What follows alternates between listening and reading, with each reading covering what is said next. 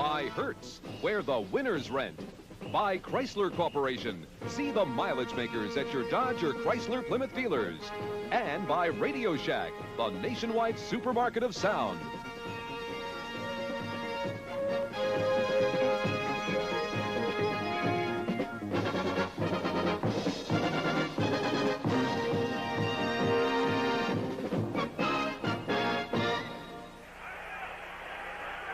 Welcome to St. Louis, Missouri, Bush Memorial Stadium. Dick Enberg with Merlin Olsen. The Cardinals 1-1, lost by only 1 point to the Dallas Cowboys against the Pittsburgh Steelers. Kickoff. Little of the Cardinals sends it deep down the middle to Larry Anderson of Pittsburgh. Anderson out to the 10, 15, 20, 25, and toppled hard at the 28-yard line. Good block by Anthony Anderson, and Ken Green, number 37, made the hit for St. Louis. The Cardinals defense on the field will face this offensive set for the Pittsburgh Steelers. Terry Bradshaw. Interestingly, Bradshaw and Hart, neither one in the top 10 in the NFL passing thus far. Sidney Thornton, 4 touchdowns, 2 games, and the incomparable Franco Harris behind Bradshaw. Bradshaw sends his wide receivers, Stallworth and Swan, both to the left side. Tight end Randy Grossman is on the right side.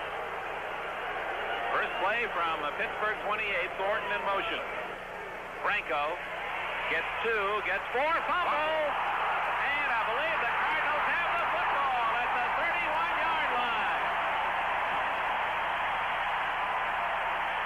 His sellout crowd in St. Louis sees 57, Mark Arneson, who recovered a fumble and took it for a touchdown last week against the Giants, come up with a loose ball. Franco Harris, certainly one of the steadiest runners in the league when it comes to controlling the ball, but was just mashed unmercifully by the Cardinals there. They put the helmet right on the ball. It popped clean, and they've got a big break right away. Let's see if they can capitalize on it, Dick. Veteran quarterback Jim Hart in his 14th year has the ball at the Pittsburgh 32. That's Gary Parris, tight end, moving to the right side.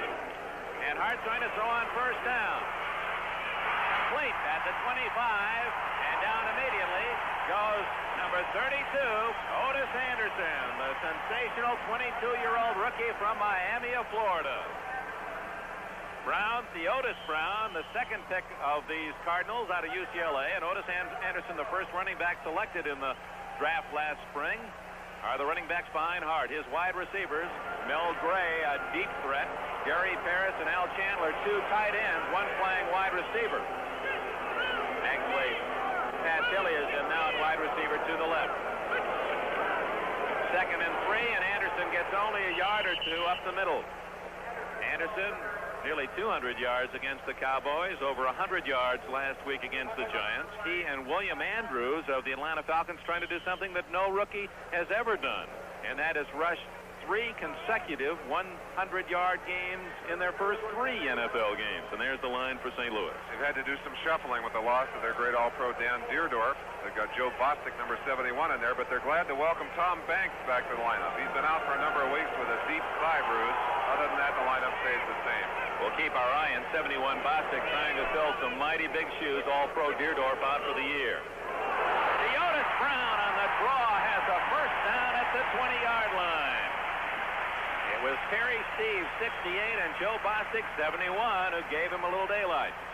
In the first couple of weeks of the season, it's been the Pittsburgh defense that's been the shining unit for Pittsburgh, and a couple of youngsters in there, Tom Beasley and Gary Dunn, in place of L.C. Greenwood and Steve Furness, who are both in Pittsburgh, did not even make the trip with knee injuries. Beasley, replacing Greenwood last week, had 11 unassisted tackles, a record for a Steeler defensive lineman, so the caliber doesn't drop off much. On first down, Anderson almost away. A touchdown-saving tackle by Donnie Shell, number 31. It appeared that Anderson was on his way for 6. One of the things we were told to watch for is the ability of Anderson to cut laterally.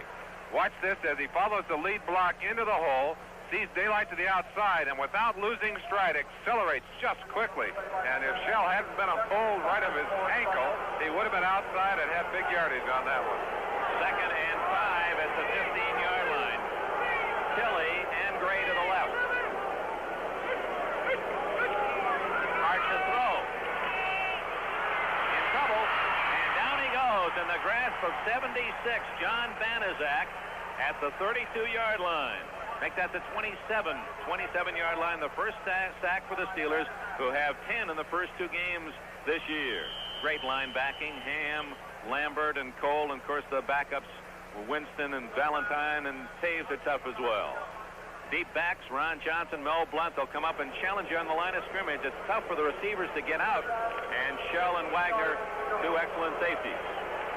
Wagner with 2 interceptions last week against Houston. On the sack, it's now 3rd and 15. Dave Steve in motion. And Hart needing 15 for a first down. No flag. Shell right on Steve, and some of the fans across the way felt that he bumped him early. Pittsburgh Steelers play a very aggressive and physical style of defense, not just on the line of scrimmage, but in the secondary as well. But they're also smart football players. They know what the rules are, and they know how to take advantage of them to a sense that a good athlete does take advantage of the rules. They know that it's their entitled position defensively, and by gosh, they'll take it out there. Mike Wood, second-year kicker from Southeast Missouri State, out of Roger Worley's hold, and Charlie Davis, number 76, late getting in to block. That was the spot what Deerdorf occupied before he was hurt. This is a 47-yard attempt. No good to the left, and Wood opens this year 0 for 5. It was a 43-yard try by Wood, and he's looking for his first field goal of this new season. Cardinals unable to take advantage of the fumble recovery. No score early, first quarter. All the people who make the sidelines are part of the show. This bud's for you. For all you do, the king of beers is coming through.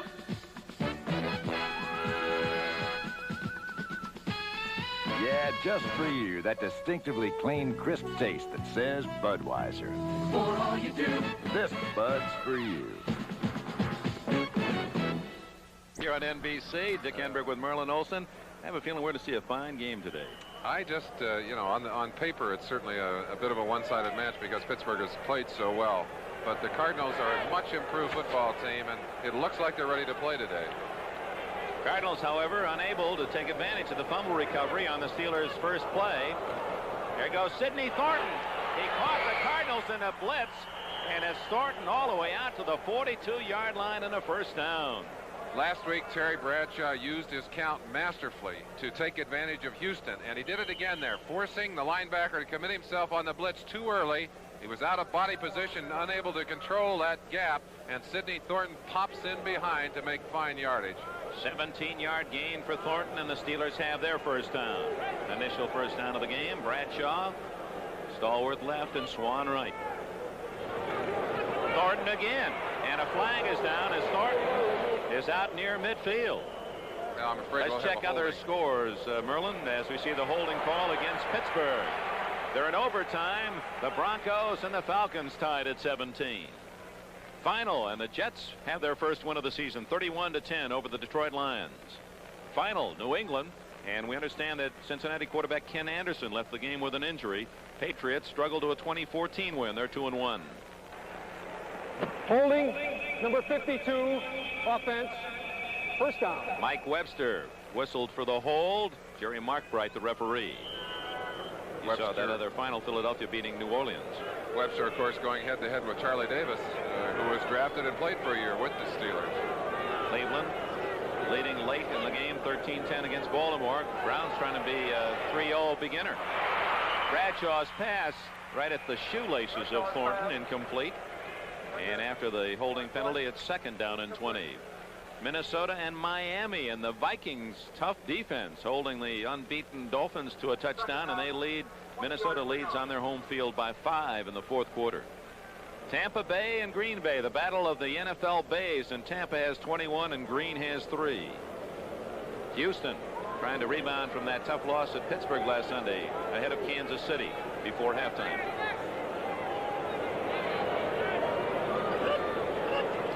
Second and 20 call. It's Harris. He gets out to the 36, maybe the 37. Steve Neal, number 53, and Tim Carney, 56. Two of the linebackers in that 3-4 defense made the stop. We didn't have a chance to introduce you to the Pittsburgh offensive line. John Cove, Steve Corson playing in favor of Sam Davis, the captain, who is Got about another week on the injured list. Webster, you saw holding a minute ago. Not the kind of publicity he wants, and the other two on the left side is normal. Although Larry Brown is starting today, back from an injury that's kept him out for a long time. Whoops. Premature movement by number 77 in that offensive line, Steve Corson, and the Cardinals react and get the 5-yard penalty. Two mistakes here early, and we're not used to seeing that from this veteran team. Bob Pollard, Charlie Davis, and Mike Dawson, the 3-man defensive line. Third down. And Steve Niels, Tim Carney, Eric Williams inside, and Mark Arneson. Arneson, of course, a hero last week as he picked up a fumble and ambled into the end zone, put 7 points on the board. I think it was a birthday present. That's right. He was 30 years old.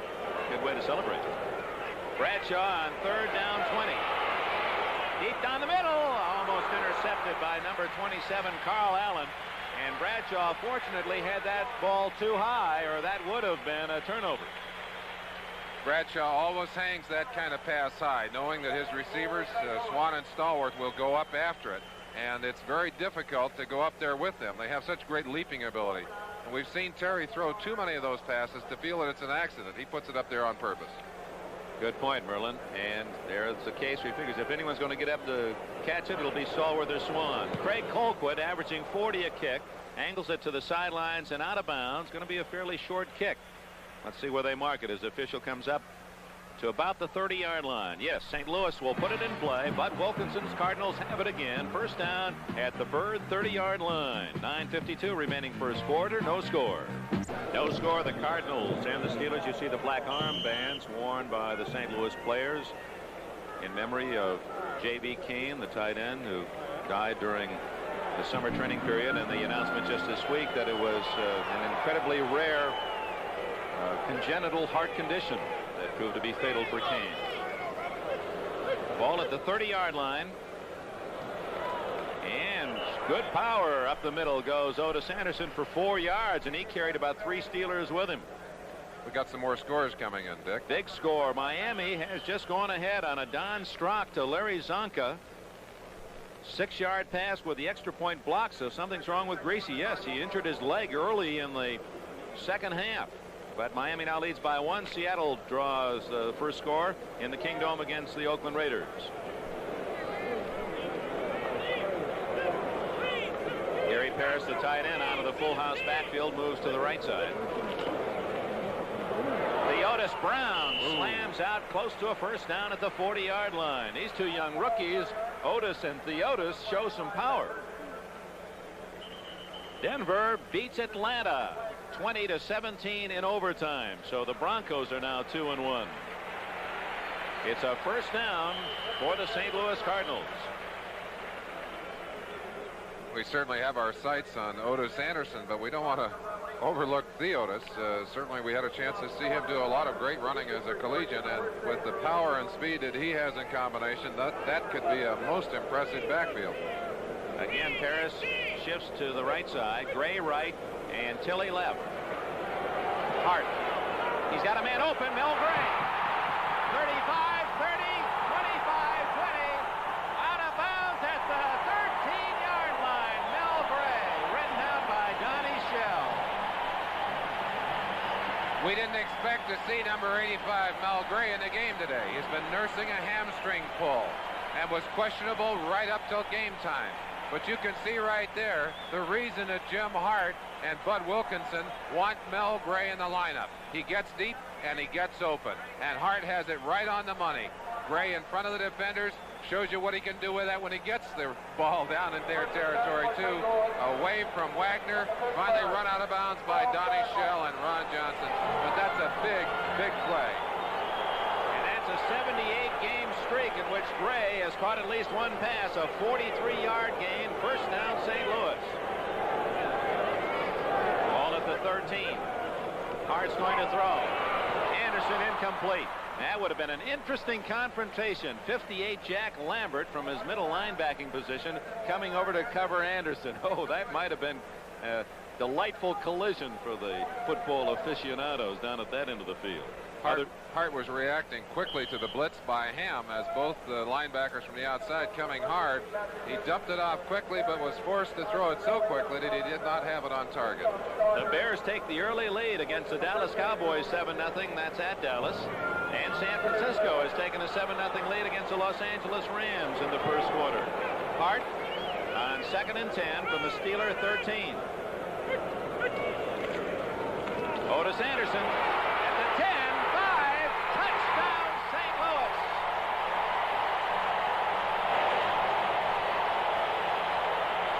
And the love affair between the city of St. Louis and 22-year-old Otis Anderson continues.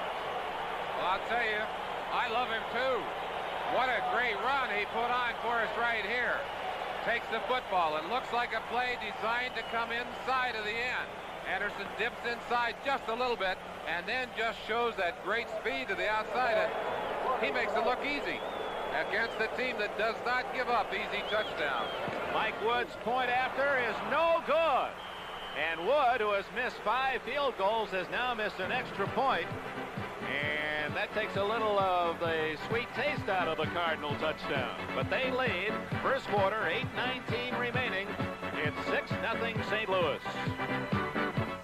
As you look at Bud Wilkinson, Chuck Noll, a couple other coaches, Don Shula's Dolphins, bettering Bud Grant's Vikings 13-12, and Miami had to come from behind to make it 3-0. They haven't lost yet this year. Long kick by Little. He really rooted that one out, and Anderson will squat on it and take the touchback.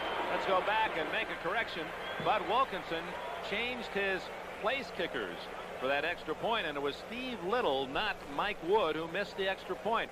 And it's making Mr. Wilkinson's hair even grayer. The problem with the place kicking. Wood has not been successful on the field goals, and Little's had his troubles too. Wilkinson has an unusual situation. He has 2 kickers, both of which are capable of punting and place kicking. A most unique situation. Of course, Jim Bakken, the veteran, the #2 scorer all time in NFL history, released after last year. Franco Harris gets it to the 25, maybe the 26-yard line before Eric Red Williams from the University of Southern California and Bob Pollard can collaborate on the stop. We don't get a chance to go in and look at the men in the pits as often as we'd like, but one of the reasons that that play was successful was because of the fine blocking by number 52, Mike Webster. Webster, as we said, is working on number 76, Charlie Davis. Did an excellent job of pinning him, holding him to the inside. So an injury timeout, a fallen Cardinal in the secondary. We'll check that when we return. 6-0 St. Louis. As you see, Dallas has tied Chicago in the first quarter. The injured Cardinal was Carl Allen. He's been replaced by Perry Smith, number 45 in the secondary for St. Louis. Allen left under his own power, appeared to be okay. 2nd and 4, ball at the Steeler 26. Sidney Thornton outside. Shows good speed and a first down, but a flag is down where Jerry Mullins was blocking Ken Green, and it appears to be holding against Pittsburgh. That's a shame. It had developed as a beautiful play. On the inside, we had looked earlier at the battle between Webster and Charlie Davis, and on that particular play, Webster drove Davis back and dumped him right on his back. Webster, one of the strongest centers in the NFL, and able to do a beautiful job. We'll give you a look at it. Watch now the battle of 2 bulls inside. Webster about 250 and Davis about 275, and that's number just 72 offense, 2nd down. You hear the call against Mullins. That's just superior upper body strength from a center. You don't see many centers do that to find strong middle guards like Charlie Davis. That's a 3rd Pittsburgh penalty, 25 yards. The Cardinals have not had a yard marched off as yet. 2nd down, 14. Thornton on a draw gets it to the 19-yard line, where it'll be 3rd down and 11. Eric Williams, one of the middle inside linebackers for the Cardinals, made the stop. He wears 55. Let's run down all the finals quickly for the fans. Merlin, 20-17. Denver beat Atlanta in overtime. Jets over Detroit 31-10. Final, New England 20, Cincinnati 14. Philadelphia beat New Orleans 26-14. Cleveland 13, Baltimore 10, a final. And we'll keep you abreast of all the scores in progress as they come into our NFL NBC booth. 3rd and 11. Stallworth left and Swan right. Passing situation. On a blitz. Lee Nelson, number 38, comes through cleanly and gets Bradshaw. Cardinals are a team that love to blitz and stunt. They sent one of their extra backs. There were 6 on the field on that particular play, and they sent one of them in where they had no protection for Bradshaw. Bradshaw, of course, could not see him as he was coming from the blind side. They got instant pressure and got a sack, and now Colquitt will be kicking out of his own end zone. Colquitt averaging 40 yards a punt. Line drive. This could be returned.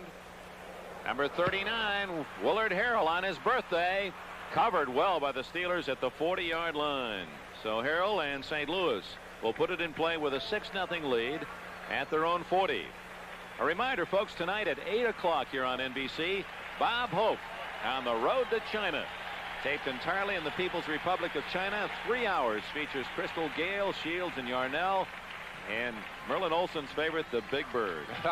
And I love watching Bob Hope and whatever he does. What a marvelous entertainer. And I tell you, his schedule would kill us off, Dick. He keeps going and going and going.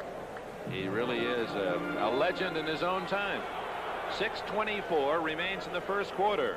The Steelers trailing the Cardinals 6-0. And St. Louis has the ball at the 40. Anderson, good block on the corner. And he's out of bounds at the St. Louis bench at the 49 after he picks up nearly 9 more, but a flag is down. Theodis Brown very angry about something. There it is. Holding against St. Louis, so the Cardinals have their first penalty. Boy, that Anderson, he gets you to recognize his power off tackle. You make one false step, and the way he zipped around that corner, he left everyone in as if their shoes were nailed to the carpet, Merlin. The thing that's interesting to me is watching him run. He has a kind of a shuffling gait. It never looks like his feet are that far off the turf, which gives him a great advantage because he can cut so quickly. But it almost looked like he was hovering as he went outside. Let's listen. Holding, number 71, offense, first down. Joe Bostic, the rookie at right tackle, with the hold. Anderson wears number 32, and his name is Otis Jerome, so they call him OJ and Scooter, among many nicknames. And I said 32 because of O.J. Simpson. He said, no, I wanted 40. I said 40. He says, hey, my man is Gale Sayers, number 40. And what a great one he was with the Bears. Of course, now the athletic director where Jim Hart went to school, Southern Illinois. Anderson greeted by 76 John Banaszak, who slammed in from his right tackle position. So Banaszak logs one of the rare deficits on Anderson's report card. From the end zone, you got a chance to see this hole close as Banaszak slides inside the block and just takes a dead zero on number 32, Otis Anderson, and puts him down. Banaszak has really come into his own as a defensive lineman, starting in place of Dwight White. They split a lot of time last year, but Dwight's been hurt. It's going to be tough for him to get his job back the way Banaszak is playing. It's a big loss for St. Louis, now facing second down at about 24. Hart going long for Gray. Too far at the 40 of Pittsburgh with Wagner and Johnson, 23 and 29, covering Speedy Mel Gray.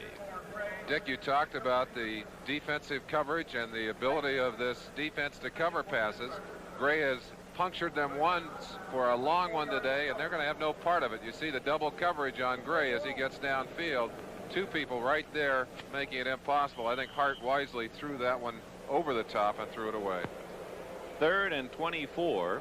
The ball at the St. Louis 27, and J.T. Thomas, number 24, comes in as the 5th Pittsburgh defensive back.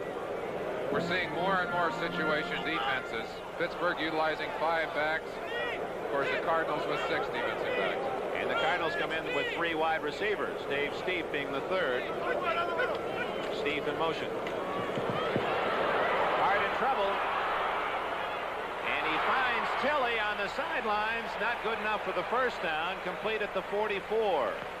And the Cardinal punting team comes in. Pat Tilley, what a story. He's only 5'10", 171 pounds. He caught 62 last year. Early last season, when we had a chance to do a Cardinal game, he was a question mark. They said he's not very big, but he runs such great disciplined pass routes. And Bud Wilkinson said, he said, if all my players had the heart and the discipline of Pat Tilley, we'd whip everybody in the NFL. We've gone from a 13-12 final to Miami leading by a bigger margin, and other scores as they come in. 20-12 now, Dolphins. Little to punt. It's a beauty. Big kick. Jim Smith, he doesn't fair catch them at the 12. Hemmed in and hauled down at the 8-yard line. Smith, who has never called for a fair catch in the NFL, and he is tackled by Eric Williams, 55 of the St. Louis Cardinals. Also downfield for St. Louis, number 25, Roy Green. Pittsburgh has been accused of being a kind of a mechanical football team in games that are not big games, and they are lucky enough and strong enough to get away with it. They certainly have bumped up against an aroused St. Louis team today, and Pittsburgh better be careful. They're liable to go home with a few lumps on their head. 4:40 left in the first quarter. 6-0 St. Louis. Bradshaw screens it to Stallworth. Fumble, and the Cardinals have the football. Covered by number 56, Tim Kearney, but it was John Zook, 63, who made the hit. They say that Kearney, number 56, is a wild man, but he certainly was all over the field on that one. Read the play beautifully and did what you have to do defensively. Shook the ball right loose from a receiver who's usually pretty sure-handed. The play is open. Stallworth has it. There's room downfield. Now watch Kearney coming inside out. You see Zook right there. He gets a piece of him. Bang. The ball pops loose. And there's Kearney, number 56, laying right on top of it. That's great reaction for number 63, Zook, as he steamed outside to get a hold of it. Cardinals first down at the 18-yard line. They lead 6-0, and a penalty flag as Theodis Brown all the way to the 8-yard line. But it appeared someone on the left side of the Cardinal line jumped the count. No, it's against Pittsburgh. Jack Lambert apparently moved into that neutral zone as San Diego leads Buffalo out on the West Coast 7-6 in the first quarter. One of the challenges that Jim Hart and his offensive team face today is working with Joe Bostic. We mentioned the fact that he has taken Deerdorf's place out there. Offside, number 75, defense, declined, second down. Joe Green was offside, but the run by Brown to the 9-yard line is the play the Cardinals want. They'll take second and 1.5 yards rather than 1st and 5. I can't blame them for that. That puts them down inside the 10-yard line. They need that first down. If they get it, they'll be close to the 5. That's a good way to attack that end zone.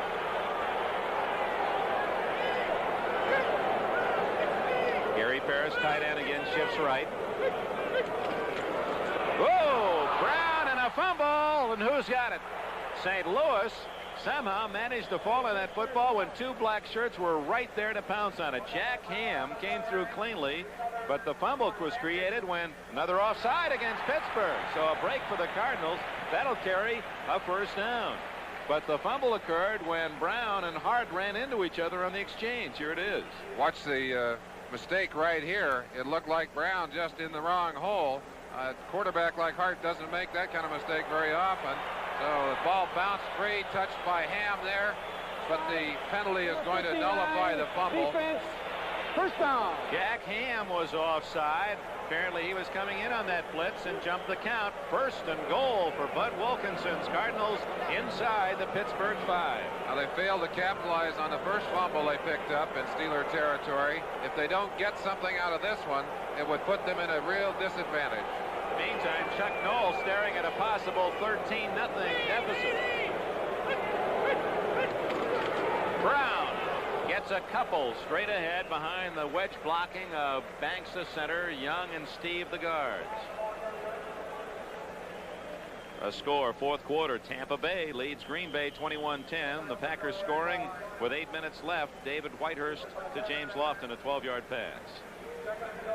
Wayne Morris has been playing a great deal more than Theodis Brown. Theodis has been injured through much of training camp, and they hadn't had a chance to work him as much as they wanted to.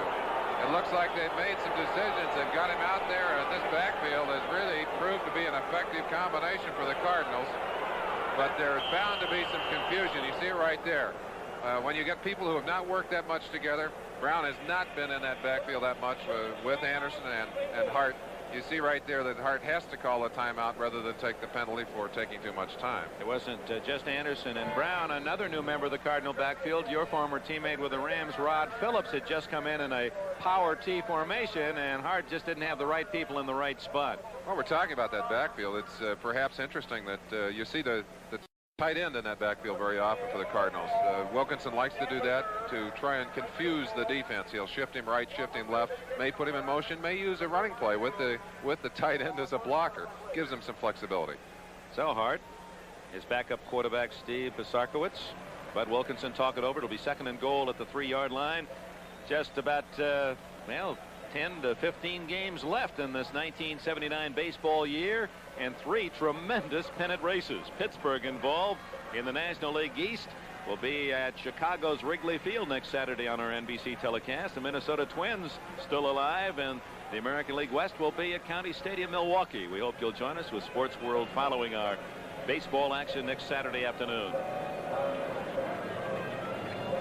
Number 12, Steve Little, thinking about his role either for the extra point or a field goal try. It's 2nd and goal at the 3. Cardinals 6, Steelers nothing. St. Louis has pounced on 2 Pittsburgh fumbles in the Steelers half of the field here in the first quarter. From the 3.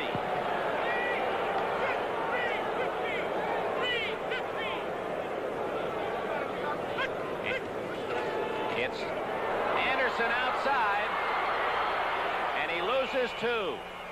Did a good job just to gain from what would have been about a 5-yard loss. Dennis Winston 53, Mike Wagner 23 up to make the hit. So it'll be 3rd and goal from the 5, and oh, how does that change the play call?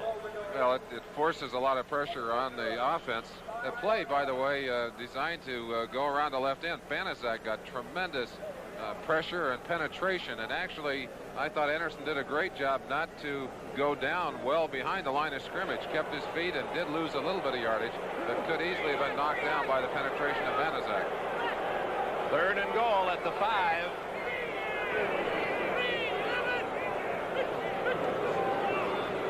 Hart.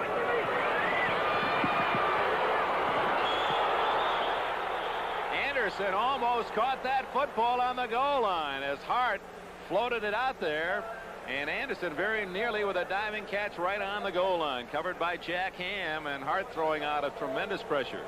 A little play action pass didn't fool anybody as the Steelers were coming with the blitz. They had instant pressure on Hart, and boy, that's a dangerous pass. There are a lot of black shirts out there, and they got about as much shot at that one as Anderson did.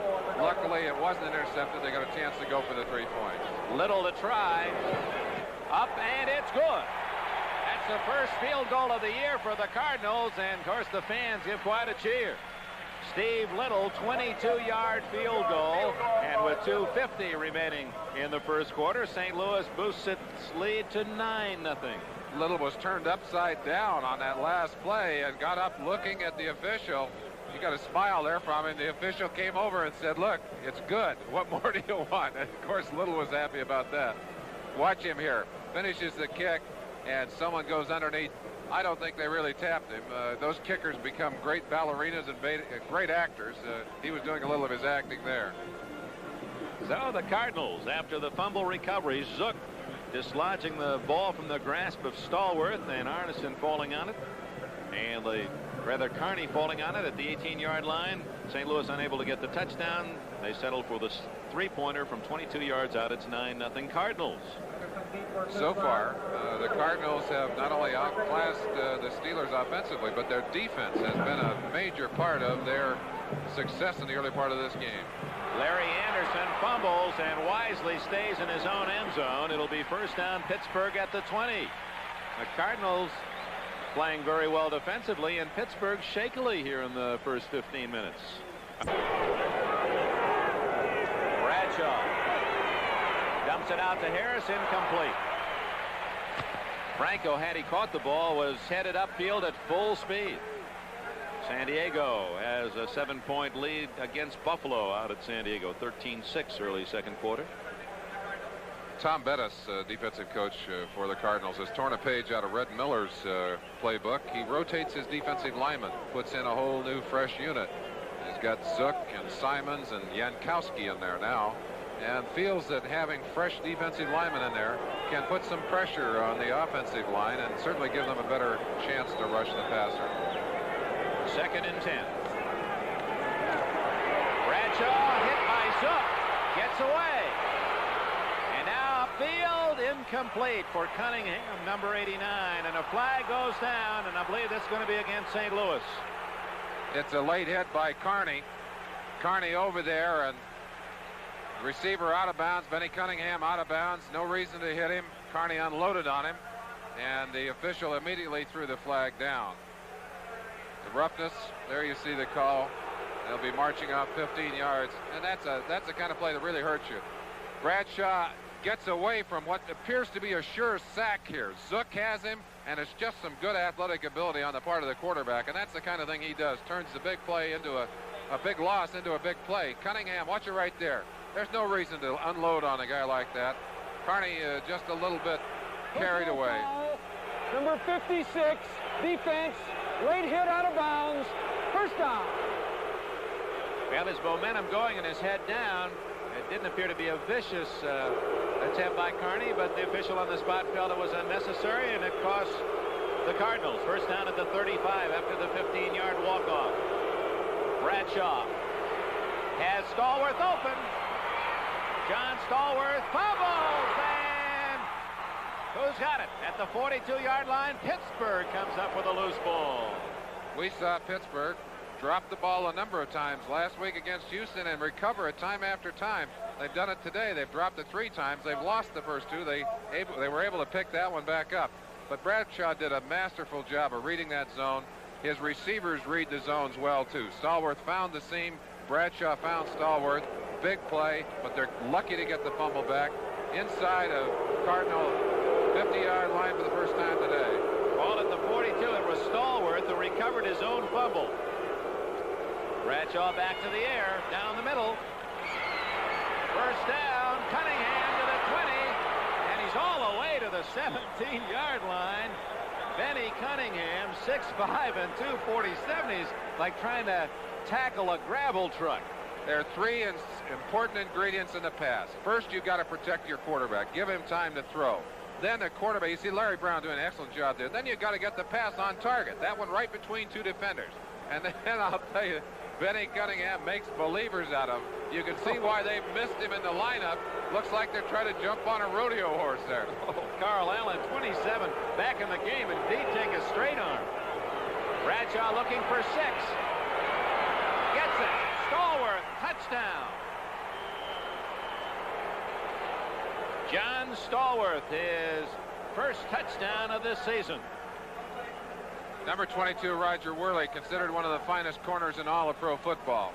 But he has got his hands full today with John Stallworth because they're trying to give Allen some help on the other side. That means that you're going to see a lot of Stallworth one-on-one with Worley, and Stallworth is an exceptionally gifted athlete. You see him there finding room. You see the disappointment on number 22, Worley, as he stands next to the sideline there. Well, or not next to the sideline. They're going to rush the extra point, but that hurts. That hurts. Matt Barr's try for a point is good. So with 57 seconds remaining in the first quarter, the Steelers close the gap to 9-7 as Bradshaw hit on 3 consecutive passes to Stallworth, then to Cunningham, then to Stallworth, and just like that, Pittsburgh, in a matter of about 35-40 seconds, has 7 points. For a big one, the late game, all on NBC next Sunday. Barr kicks it away. 15-20 goes Roy Green out to the 35, the 40, and the 41-yard line. The rookie, Green, makes a fine return before J.T. Thomas can make the tackle. Green, picked in the 4th round out of Henderson State. He said, be sure to say hello to the folks in Magnolia, Arkansas. He almost did that with a long return. Now, the ball was kicked low. One of the problems with Barr is that he does not have a powerful leg, but he usually puts the ball high, and you've got time to get down and cover it. That one was a line driver that hit short, and you see the result. 48 seconds left in the first quarter. 9-7. St. Louis leads. Hart, Anderson, he's going to throw the ball. Otis Brown. Oh, it's intercepted by Shell, and he drops the ball out of bounds. He had it for a moment and lost it going out of bounds. But they would love to have gotten it and got another quick touchdown on the board. 2nd and 10. Out of the eye, Brown at fullback, Anderson the tailback. Oops, that's going to be a motion penalty against Anderson. He was moving forward at the snap. Ham made the tackle after no gain, and Pittsburgh might well just take the play and bring up 3rd and 10. One of the most successful cogs in this Pittsburgh defensive machine is number 59, Jack Ham. You see him taking on the block of Paris, the tight end, and just shedding him to the inside, then getting good position, forcing Anderson back inside, Decline. and then making the tackle. You're right, Dick. They will refuse a penalty, as you had anticipated. Take the down away from the Cardinals, force them into a 3rd and 10, and of course we see the extra people coming from the sideline. Dirt Winston popping into the lineup, number 53, and we're going to have one defensive lineman. There you see him, Gary Dunn, going off the field. It'll be a 3-man rush, an extra linebacker in the game. Cardinals use 3 wide receivers, Tilley, Stieff, and Gray. And Stieff in motion. Good protection. And he could not find Mel Gray down at the Pittsburgh 30-yard line. 10 men on the line of scrimmage for the Steelers as Little back to punt. Jim Smith at the Pittsburgh 20.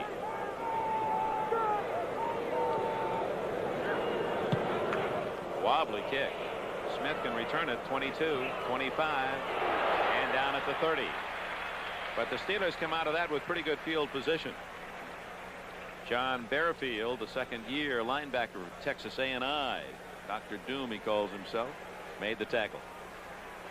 But Wilkinson said this young man has improved tremendously from last year when most of his football was done verbally.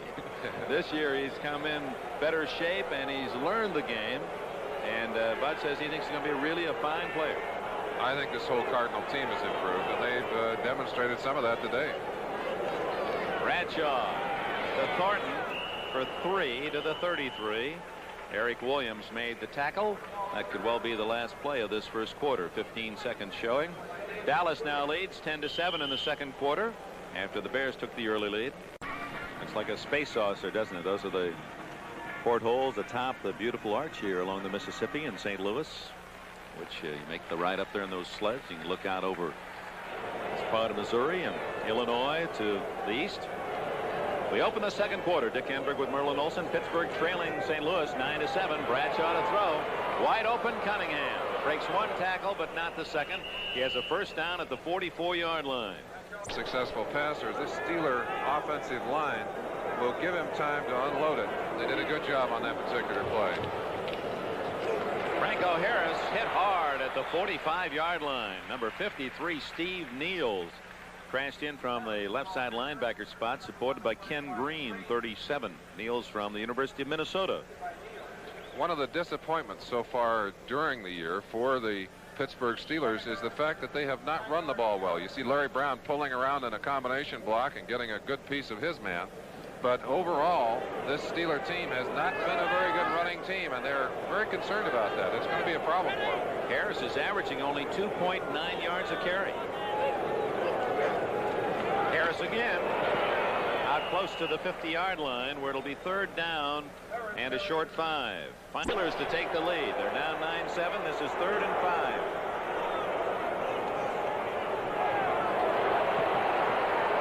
5. Deep for Swan, but intercepted. That's Ken Stone. 30, 35, 40, 45. He's to the 50-yard line. Bradshaw made the tackle. First down, St. Louis, their 3rd turnover. NFL lead. He's a ball hawk. Cardinals leading 9-7. Have it at the Pittsburgh 49. Anderson to the 47. It'll be 2nd and 8. This half ends. The Buccaneers are 3-0. They beat Green Bay 21-10. Anderson, well, no hole at all. Just his force and power driving for 3 to the 44. Number 24, 5th defensive back. Look how they line up. Almost every Steeler on the line of scrimmage.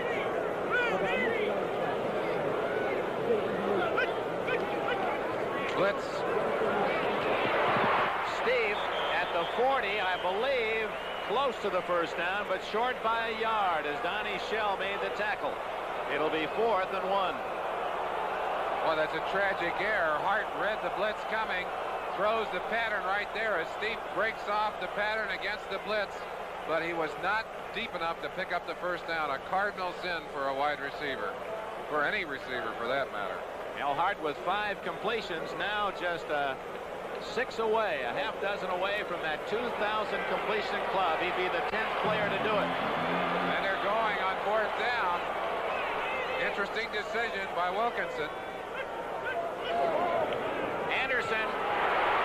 First down, and there was one black shirt left. 53, Dennis Winston from a touchdown, and Winston doing a little verbalizing on Anderson after he picked up the first down. Anderson made an absolutely incredible cut. Started to the outside and must have great vision because a hole popped open inside.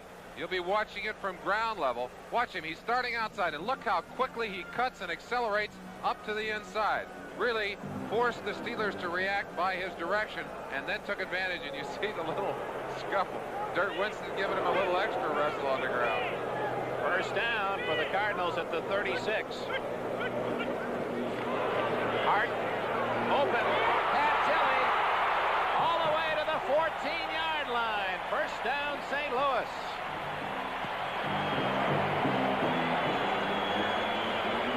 Jim Hart had had a brilliant preseason, had 2 not too good a games. They're very average games for Jim Hart, but he is certainly on the money today and reading well as he pops one to Tilley in the open. They're down there knocking at the door again. Thomas Lott is in the game. Watch out for this Oklahoma former wishbone quarterback. Let's see what they do. Well, play action. Hart to the goal line, but not in. Goes 89, Gary Paris. Paris thought he had a touchdown. It'll be 1st and goal at about the 1-foot line. You want to know how it feels to be down in the middle of the action? Right there, looking at the quarterback. And there is not much room. He threaded the needle on that one. They've got it on about the half-yard line. They'll try and put it in the end zone and extend their lead. What a super drive for the Cardinals. Well, that's just a pebble of leather away from the goal line.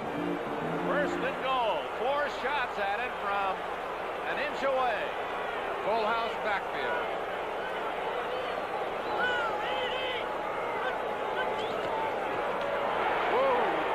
Up the middle, touchdown, Theodis Brown, the rookie from UCLA.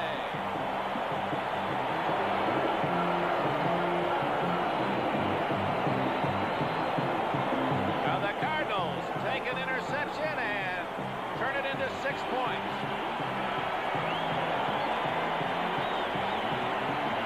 Or was that Rod Phillips who got the score? Let's look at it again.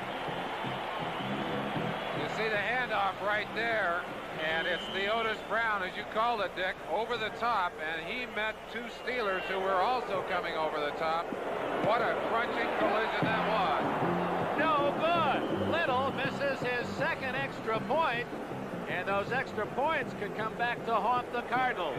So with 8.5 minutes remaining in the 2nd quarter, St. Louis, in a most unusual football score, leads it 15-7. 15-7 St. Louis. We pause briefly for station identification. This is the NBC Television Network. This is WIC-TV, your new spirit station in Pittsburgh. Brown, 1-yard touchdown smash up the middle, and the Cardinals lead 15-7. Little missed the extra point, drives it down to Larry Anderson at the 3, 15, 20, running room outside 25. He is out of bounds at the 34-yard line. First down, Pittsburgh. Ron Anderson, what did he do? Throw the ball after he was out of bounds? Yeah, it looked like he spiked the ball, which is an automatic penalty. The official must not have been right on top of it because there was no penalty.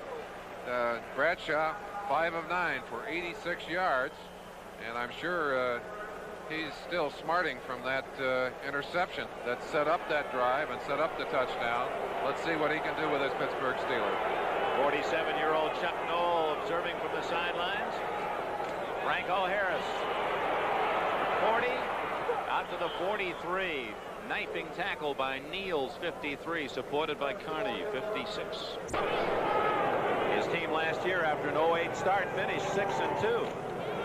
Draw, and Harris lurching to the 45-yard line, which would be a first down. We had given Tim Carney a little bad ink earlier in the game as he was called for a penalty. Let's watch him make a great play here. Starts a reaction to the outside, reads the draw, quickly changes direction, and goes up inside to put the wood to Franco Harris. Excellent football play. Speaking of Kansas City, a team that Carney once played for, they have lost to Houston 20-6. So the Oilers back on the track with a win today. They're 2-1. Of course, in the same division as Pittsburgh, and Cleveland also in that Central Division, a winner today. They're 3-0. First down at the 45. Thornton stays on his feet, and now Carney gets him the second time. Carney hit him, stopped him cold. Thornton, who's 5'11" and 230, has bounced back a step, but couldn't find any place to go. He was being most effective against the pass game, but here you see how effective it is against the run game as Carney is blitzing and runs head-on into Thornton. Amazing that Thornton kept his balance, but there is nowhere to go. You see Pollard there, Niels there, and Carney himself as they close in and take him down for a big loss. 2nd and 15 at the Pittsburgh 40. Quick toss to Harris. Read well, and Green from the secondary fumble, and who's got it? Pittsburgh back at the 35-yard line. No one gained control of it. One of the responsibilities of the outside receivers is not only to catch the ball, but to block. Lynn Swan, unfortunately, on that play, didn't do much of a job blocking on a safety, corner man. Watch him right here. His job is to occupy that number 45 is Smith. Smith was one of the people who was right on top of that tackle, knocked the ball loose. Unfortunately, no one got a hold of it before it went out of bounds. Pittsburgh will retain the ball, but they've got 3rd and about 20 yards to go. Bradshaw facing a pass situation. To Cunningham at the 45, first down at the 41-yard line, and the Steelers on 3rd and 20 find that rainbow toss from Bradshaw right in the arms of the giant target Cunningham, and a first down Pittsburgh. Terry Bradshaw reading that defense perfectly and throwing a beautiful pass that hung forever. Gave Cunningham a chance to run underneath it, had plenty of room, knew where that first down was, and got it. Big play for Pittsburgh. First down at the 40. Otherwise, they would have had to kick the ball to the Cardinals, who lead 15-7. Less than 6 minutes remaining in this first half. It's their first conversion on 3rd down, isn't it, Dick? I believe it is. Bradshaw long for Stallworth. Out of bounds. He caught the ball but was out of bounds. Roger Worley on the coverage. But again, Bradshaw, what a throw. He was just inches from scoring on that toss. You see Charlie Davis working in the middle on Webster. Webster doing a fine job. Gets a little help from Corson. They give Bradshaw a chance to throw. Now watch the feet. He's out of bounds. Watch it right there. Now the official has got to judge whether his own momentum carried him out of bounds or whether the hit by the defensive back carried him out of bounds. In that case, he judged that he would have landed out of bounds on his own momentum. Calls it out. Good decision, I believe, from our angle. 2nd and 10 at the 40 of St. Louis.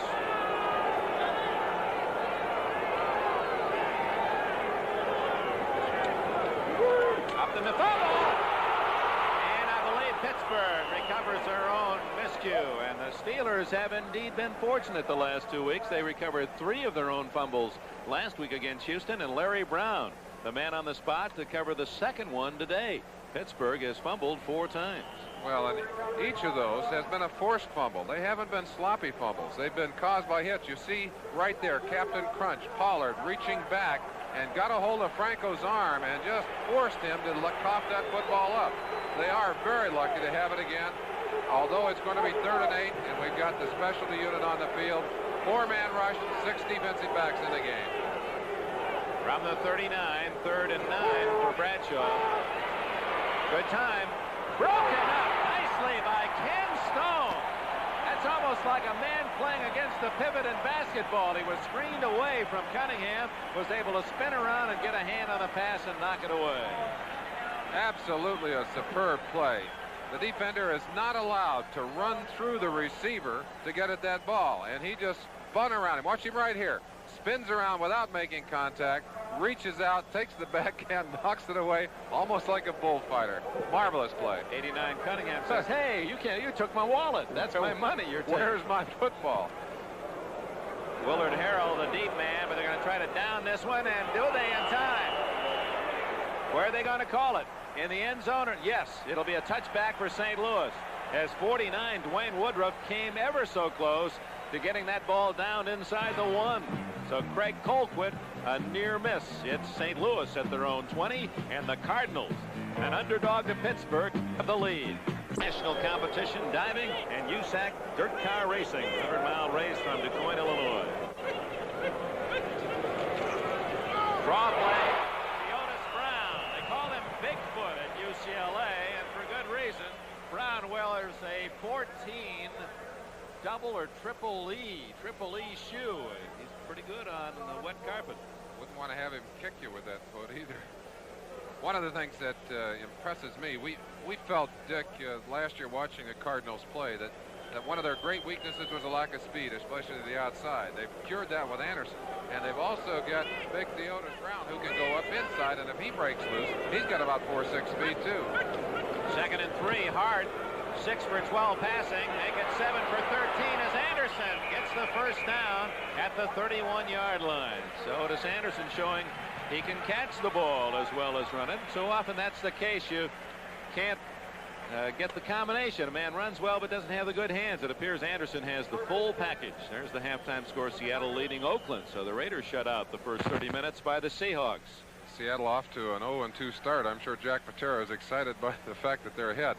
Anderson also blocks well and apparently is a complete back. We'll look more at him today. He's an outstanding young prospect. Hart now only 4 completions away from 2,000. Not much of a hole there for Brown, who gets a couple of yards out to the 33. Don't forget halftime, all the scores and highlights on it. To establish his relationship to this Pittsburgh defensive team. What an outstanding player he is. Fumble and recovered by Pittsburgh. 57, is it? 67. Gary Dunn from Miami of Florida has again a mistake on the handoff, and the Steelers get a big break before halftime with 3:12 left in this first half. The Steelers now with a chance to convert a turnover. Oh, we've seen the ball on the carpet a lot of times today, and that's unusual, especially to see that many this early in the game. 2 weeks in a row we've had a lot of fumbles. This week they've been picked up by the opposition. From the St. Louis 29, Bradshaw on a double wing. Gives it to Harris, runs into his own man, and a flag goes down. Charlie Davis, 76, the nose tackle of the Cardinals, doing a fine job and running right into that play. There just wasn't a hole. Well, the holding call. Lots of those today, too. Certainly that's one of the things we're seeing more and more of with the liberalization, shall we say, of the use of the hands by the offensive linemen. They've really changed their blocking techniques and are being flagged more and more, especially on running plays. Holding, number 52, offense, first down. That's the second holding call against the all-pro center, Mike Webster of the Steelers. Perhaps an indication that he's got his hands full with Mr. Davis out no there. pun intended, I trust.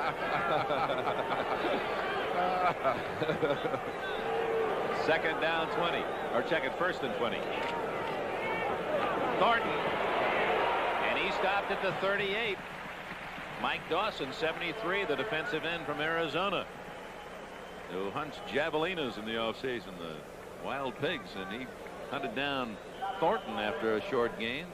Decided they didn't want to eat there. Have a look at a javelina, huh? Right. Bradshaw deep for Grossman, and he just threw that one away. Ken Stone, 23, the Cardinal safety, was closer to the ball. So we have 2 minutes and 20 seconds remaining in the first half. Bradshaw, his team trailing 15-7, now looks at a 3rd down 18, Proved themselves tremendously, and they are really hot out there today. Bradshaw under a blitz. And they get Bradshaw, who doesn't load the ball, and there's no penalty flag down. And Bradshaw is hurt. Bradshaw crumpled under that pile of white jerseys, and that's a sight that no one likes to see. Bazuk and Jankowski coming in from the two ends. And let's hope that the writhing pain of Bradshaw reflects only a injury that is not serious and something that painful now, but won't carry him out of action for any extended period of time. But it does not look good. That comes at the 2:16 mark remaining in this first half. We have a timeout. The score, Busch Stadium, St. Louis. The Cardinals 15, the Steelers 7. More important, the condition of Bradshaw. We'll be right back. For everyone who's concerned as you see the stretcher being trotted onto the field. You wonder if it is a knee after all. They're taking off the shoe, and the pain of Bradshaw, and of course any of you watching now that have ever suffered a fracture, you're the one who knows it. You hear it, and it doesn't look good, obviously, and for Bradshaw it's either an ankle or a knee, and they're going to need the stretcher to take the valuable player off the field. He went down under a tremendous rush, and 4 very big people right on top of him. He took a lot of weight. One thing that is tremendous about the advances in technology, Dick, they'll have an X-ray unit right in the dressing room.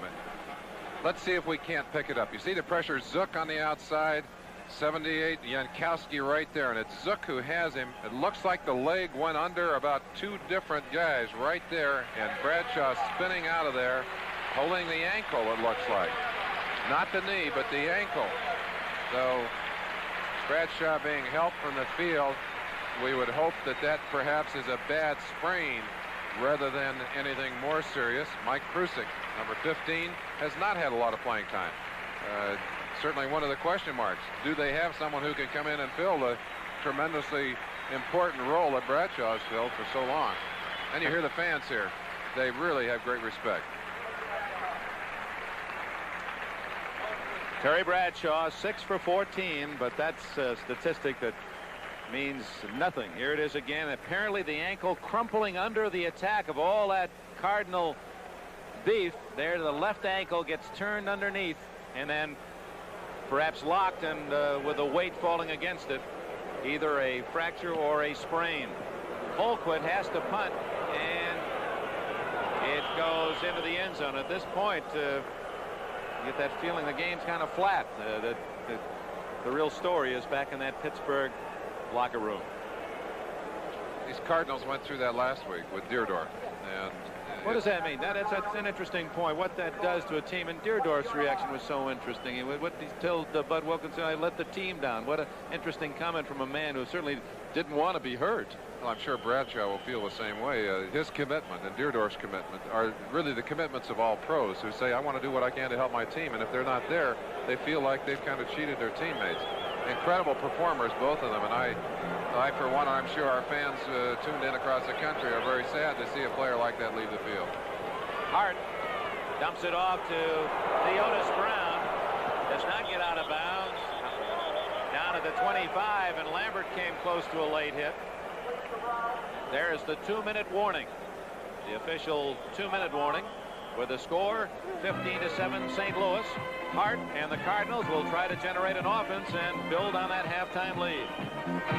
Only 9 men in NFL history belong to that 2000 completion club. Jim Hart 3 away, and we may just see him try for those 3 before halftime because there's 2 minutes remaining, and the Cardinals with a 15-7 lead figure to throw the ball. 2nd and 5 at their 25.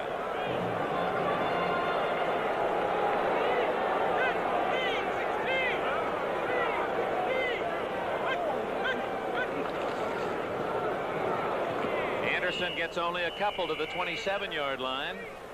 See if Hart spends one of his timeouts. No. Dunn and Lambert and company making the tackle for Pittsburgh. In comes Dave Stief, 84, with a play from the sidelines. Wilkinson may be happy to sit on that 8-point lead.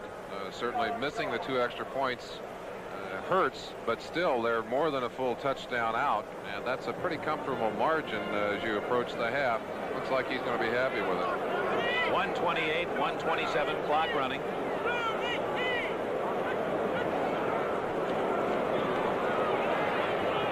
Almost intercepted by Jack Ham, who leads all the active NFL linebackers with 26. He doesn't drop too many. You hear pool players talk about a long green, and that's what Jack Ham had in front of him. Not a single player out there. If Ham could control that football, he could have turned it up the field and might well have had a touchdown. Boy, how well he knows that. Determined, tough, bright. He's the linebacker non-Perel. 1:19 left, and the Steelers will get a shot at cutting into the lead before the intermission. See if they're going to go after the punter Little. He's acting as if he thinks they're coming. Cardinals going to call time. I fear that Little wasn't convinced he had 10 men blocking for him. Some of those Steelers look like two people. Maybe he was counting them as such. They didn't call time. That's a 5-yard penalty, delay of game. 15-7. In case you joined us late, the Cardinals recovered a fumble on the first play of the game, could not convert it. Finally did go ahead 6-0 on a 12-yard run by rookie Otis Anderson. Stallworth touchdown from Bradshaw of 18 yards after a field goal, short field goal, made it 9-7. Beautiful kick by Little. Jim Smith to his 25, 30, 34-yard line. Good coverage by the Cardinals. 53-yard kick, and we've got a forearm thrown by J.T. Thomas, perhaps in retaliation, but that one was wide open where everyone saw it, and we have a flag down at the 44. That's number 55, Eric Williams. Bad Red Williams at the other end of that battle. Let's see what the officials do as they sort it out. I wouldn't be surprised to see somebody ejected on that one. I would think so. It appeared that there were punches thrown. Personal foul, unnecessary roughness, number 55, number 24, both dead ball fouls, offset, first down Medway. Personal foul, no indication by referee Jerry Markbright that those men had been ejected, so apparently it's just a wash. Thomas would have gotten 15 yards out of it, but he retaliated, and that wiped out the 15 that Eric Williams would have pulled for his initial foul. You've got to control those emotions on the field, at least in retaliation. That's the one that always seems to cost you the most. Mike Kruzik is now the quarterback for Pittsburgh. Wide open, Lynn Swann to the 50. He's to the 48. Time 58 seconds left in this first half. Score: St. Louis 15, Pittsburgh 7. Kruzik in relief of the injured Terry Bradshaw, trying to drive the Steelers to a score before the intermission. He hits an 18-yard pass, a 3, and maybe happy they've kept 3. Bradshaw taken off on a stretcher with an ankle injury. First down play to Rocky Bleier, his first carry of the year, and he's going out of bounds at the 37-yard line. So Bleier picks up around 10 and stops the clock with 43 seconds left. That was his first carry. A lot pleased to see number 20 back in the lineup. Certainly a real competitor. Rocky doesn't have some of the wide open athletic skill, but I've never seen an athlete who wants it more badly than he does. Watch him there, boy, his eyes got big. He said, I'm going to get every inch I can, and I will get out of bounds, which he did. And a first down for the Steelers. We have 2 timeouts left. Kruzik flagged down to Hawthorne, the rookie from Baylor. He doesn't get out of bounds. Hawthorne did not get out of bounds. The tackle by 57, Mark Arneson, the 8-year veteran from Arizona. So the Steelers stop the clock, use a timeout, 33 seconds left, or maybe, no, this is for the penalty. Against Pittsburgh, motion. Stops the clock, 33 seconds left. Pittsburgh trails by 8. Crunch, they call him. Offense not set for a full second. Decline. Second down.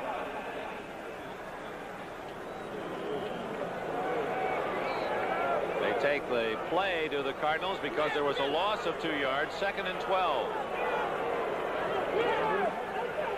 Kruzik down the middle. Swan. 19-yard line, first down. The acrobatic wide receiver Swan has the Steelers deep in Cardinal territory, and 77 Steve Corson is limping off injured for Pittsburgh. So the clock was running. Pittsburgh trying to run a play without a huddle, but Kruzik didn't have an offensive lineman as Corson was hurt on the play. You can see Kruzik going back, and we said that game breaker Lynn Swan would make his appearance shortly. There he is. And one of the patented Swan high leaping catches. Kruzik threw it exactly as Bradshaw, his mentor, would have thrown it. Put it right on the money, and Swan brought it down. That injury to Corson, very dangerous. They're already dangerously low on offensive linemen. Ray Penny lost for the year. Sam Davis, of course, they don't want to have to play him today. You see him on the sideline. He's not ready yet. They have got young Tom Dornbrook into the ball game. Corson they were worried about. They knew he had a problem going into the game. Had been playing well. But a young rook in there, actually a second-year player with 1 year experience. Dornbrook has gone in now to try and fill in for Corson. It's an emotional, very important time for the Steelers to come out of this with some points, and ideally for Pittsburgh, because their season may rest in the hands of Mike Kruzik. For him to get Pittsburgh a touchdown would give them a tremendous lift, I would think, at the intermission. Certainly do the yours that hamstring. You may be out for 6 or 8 weeks, and we can't afford that. Kruzik perfect on this drive. First down at the 19. Under pressure. Grossman. Ball tipped and almost went back to Swan standing on the goal line. Ken Stone, 23 on the coverage for St. Louis. That stops the clock. 13 seconds left in this first half. The Cardinals leading the Steelers 15-7.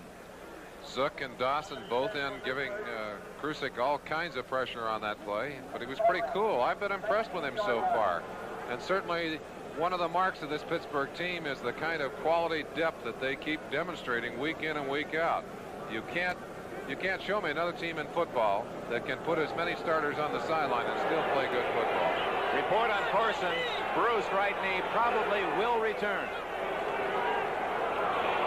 Harris on a draw to the 17. A play that has worked through the years for the Steelers when the defense has anticipated pass, but the Cardinals read it well. And here comes Matt Barr in to try a field goal. Barr is 2 for 4. He's hit from 41 and from 45 yards in the first 2 weeks. And this one, apparently, out of the hold of Colquitt from the 25, will be 35 yards.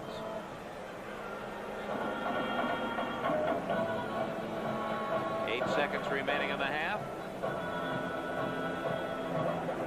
Official stopping the clock, and now both teams are set.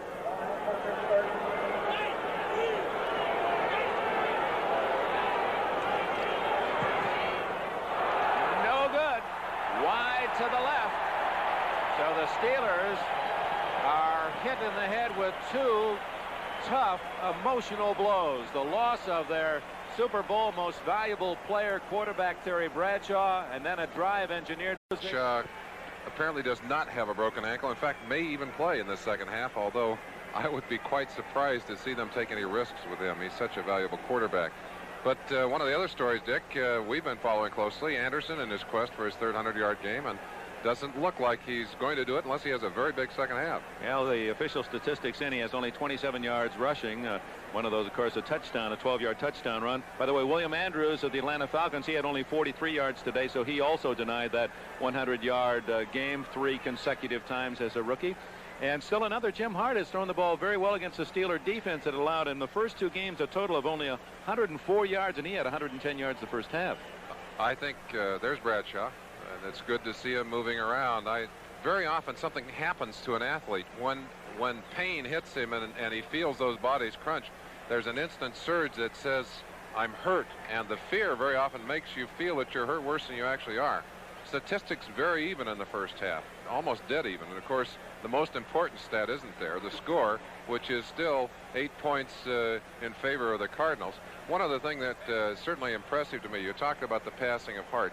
He's gotten time to throw the ball, and the Cardinal defense has really played superior football. Then I think certainly the major contribution to that lead that the Cardinals have is the takeaways, which were forced by brutal tackles. And, of course, the Cardinals able to take advantage of at least one of those with a 7-pointer. And St. Louis with the lead will get the ball to open this second half as Barr kicks it off. That's Harrell taking the short kick at the 12. 20. He's got some running room at the 30. 35 and down at the 40-yard line. Willard Harrell played at Pacific, then with Green Bay, and now with the St. Louis Cardinals. Let's reset that St. Louis Cardinal offense as Jim Hart comes on the field with his rookie running tandem of Otis Anderson and Theodis Brown. Wide receivers are Mel Gray and Pat Tilley. The tight end Gary Paris. Offensive line of Banks, Young and Steve at guards, Wortman at one tackle, and Joe Bostic, the rookie tackle, replacing the injured Dan Deerdorf. Steve has a very nasty four-cornered scar on his chin. Took it on the chin last week, literally, and they had laid it open to the right to the bone. But he's a tough one. He's back in that lineup. And Banks, of course, has been down with a deep thigh bruise. Interesting story. I'll get to it in a minute, Dick. First down at the Cardinal 40-yard line.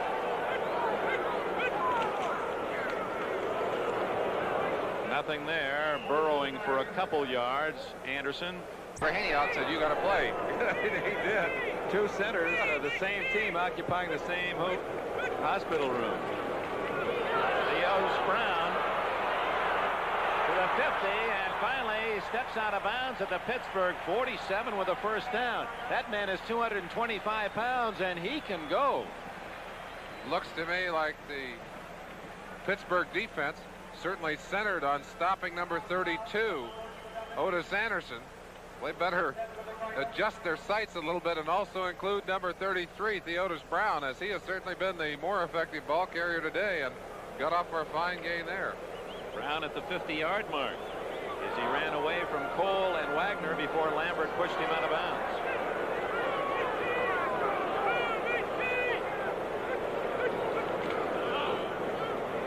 Otis Anderson. Got a couple of yards when a normal back would have lost 5 as Jack Ham had him in the backfield. We don't see Jack Ham miss many tackles. Anderson did a great job, just stiff-armed him and popped him to the turf, and also showed me a little smart there on the sideline. Knew he couldn't make more than a half a yard, decided it wasn't worth taking all those big devils on, and stepped out of bounds. I admire him for that. There was a day, though, when some football players, ex-football players, would say, no, that isn't the thing to do. But a 16-game season, you don't want to force yourself into a foolish physical vice. Hart's first pass of the second half. Incomplete to Tilley at the 43, covered well by Jack Lambert. We've talked often about the stunning of defensive linemen. We're focusing on Joe Green. Watch him. He's going to jump to his right, jump clear around the other defensive tackle, and head up on the other side. Gets room to get to the inside, dodges by a back, gets there just as hard, unloads the football. And Joe is a real gentleman on that particular occasion. Just pats Hart on the back and says, "I was here a little late. I'll try and get here sooner next time." Just remember my number. Hart has seen it much too often in his career, despite the fact he's been one of the better protected quarterbacks in the NFL. 3rd and 8. Anderson. Look at that move. He doesn't get the first down as he's hauled down at the 44 by Mel Blunt. But what a job of just eluding the two Steelers that seemed to have him 5 yards back downfield. Third quarter score. Stabler has hit Rich Martini, 11-yard touchdown. Oakland's first score. 10-7 Seattle leads at the Kingdome. Elsewhere, Chicago back in the lead against Dallas 13-10 as Vince Evans, quarterbacking the Bears today, hits Golden Richards 52 yards, extra point block. And the Rams down 10-0, get a couple of touchdowns in the second quarter and lead the 49ers at the half 14-10 at the Coliseum. Jim Smith back at the 11-yard line as Little to kick. Just gets it away, and there's going to be a flag. No flag. 10-5. And down at the 1-yard line. Perfectly covered as Steve Little skips it into the Pittsburgh 1. Now the Steelers have the ball. Let's see whether Little was fouled. full all-out rush right there. Looks like he's doing a little acting on that one again. He's got a couple of Emmys already today. 2. Steeler is tough to beat, but against the Steeler, I can't compete. When a Steeler gets hit, it's got the guts to bounce back. You turkey. Uniroyal presents the Steeler Radial. It's built tough with 2 steel belts, and it's tough to beat when you look at its price. To get to this year's Super Bowl, I'll just surround myself with 4 tough Steelers. The Uniroyal Steeler. You want a tough tire at a price that's fair? You want Uniroyal there. A half hour ago, Terry Bradshaw, grasping in pain his ankle, appeared to have a serious injury. Here he is starting the second half from his own 1. And Franco Harris squashed after maybe a half-yard gain. Bradshaw, he's a tremendous physical specimen. I really didn't believe he'd be back this soon. I didn't either. The last time that happened to me, one of my teammates did that. He earned the nickname Lazarus back from the dead. And I tell you, Terry off on a stretcher and now back into the game, but I'm sure he wouldn't be out there unless they checked him very carefully and know that there's not much of a chance of further injuring that ankle. Well, Bradshaw back at the helm of the Pittsburgh ship. Second and a short 10. Up the middle, Thornton bowls his way out near the 8-yard line and close to a first down. It'll be 3rd and 2, maybe 3. 3rd and 3, call it. There's some hard, tough, rough football going on. You see number 63 breaking over from the outside, pulling in to try and give him some protection on that's Dornbrook out there, and Thornton made most of that on his own. Found a little crack and just sledded his way out to about the 7-yard line. Still a big down, 3rd and 4. Pittsburgh made only 1 of 7 third downs in the first half. Bradshaw from his end zone. Intercepted. Carl Allen at the 11-yard line. St. Louis has the ball.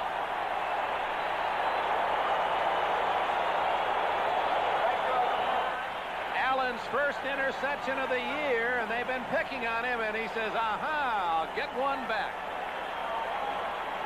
Ball did not appear to have much zip on it. They actually had double coverage on Swan. Allen was in position to read the pass, and boy, he's a happy young man. He's had his problems the last couple of weeks. They've been going after him and going after him, as you said, but he got him there. It was his turn, his moment of glory. So the Cardinals' 4th turnover at the 11.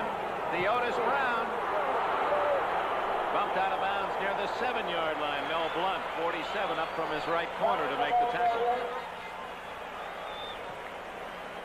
Certainly the story of this game has been turnovers. And again, what tremendous field position. Not only getting the football, but getting it down that close to the goal line. Bud Wilkinson wants desperately to capitalize. Would love the 7 points. Would give them a 15-point lead. That would mean 2 touchdowns and a field goal would be needed on the Pittsburgh ledger to put them out in front. Brown has 53 yards rushing, not 38. And it's 2nd down 6. Anderson, look at that cutback, and he's down near the 2-yard line. Well, it was interesting coming in here in Berlin. We asked a lot of the players, who does Anderson remind you of? And we got a little bit of Jim Brown, a little bit of Sayers, and a little bit of O.J. But watching him, he reminds me most of O.J. Simpson, at least the way he cuts back against that grain. He has more power, but the way he can cut against the grain. You'll get an idea here of that cutting ability. And what he's doing, starting to the outside this way, is setting his blocks, really. And the stretch, I think that's the thing you see that reminds you of O.J., that long stretching movement with the feet close to the ground. Full house backfield on 3rd and a long 1. And Hart's going to throw.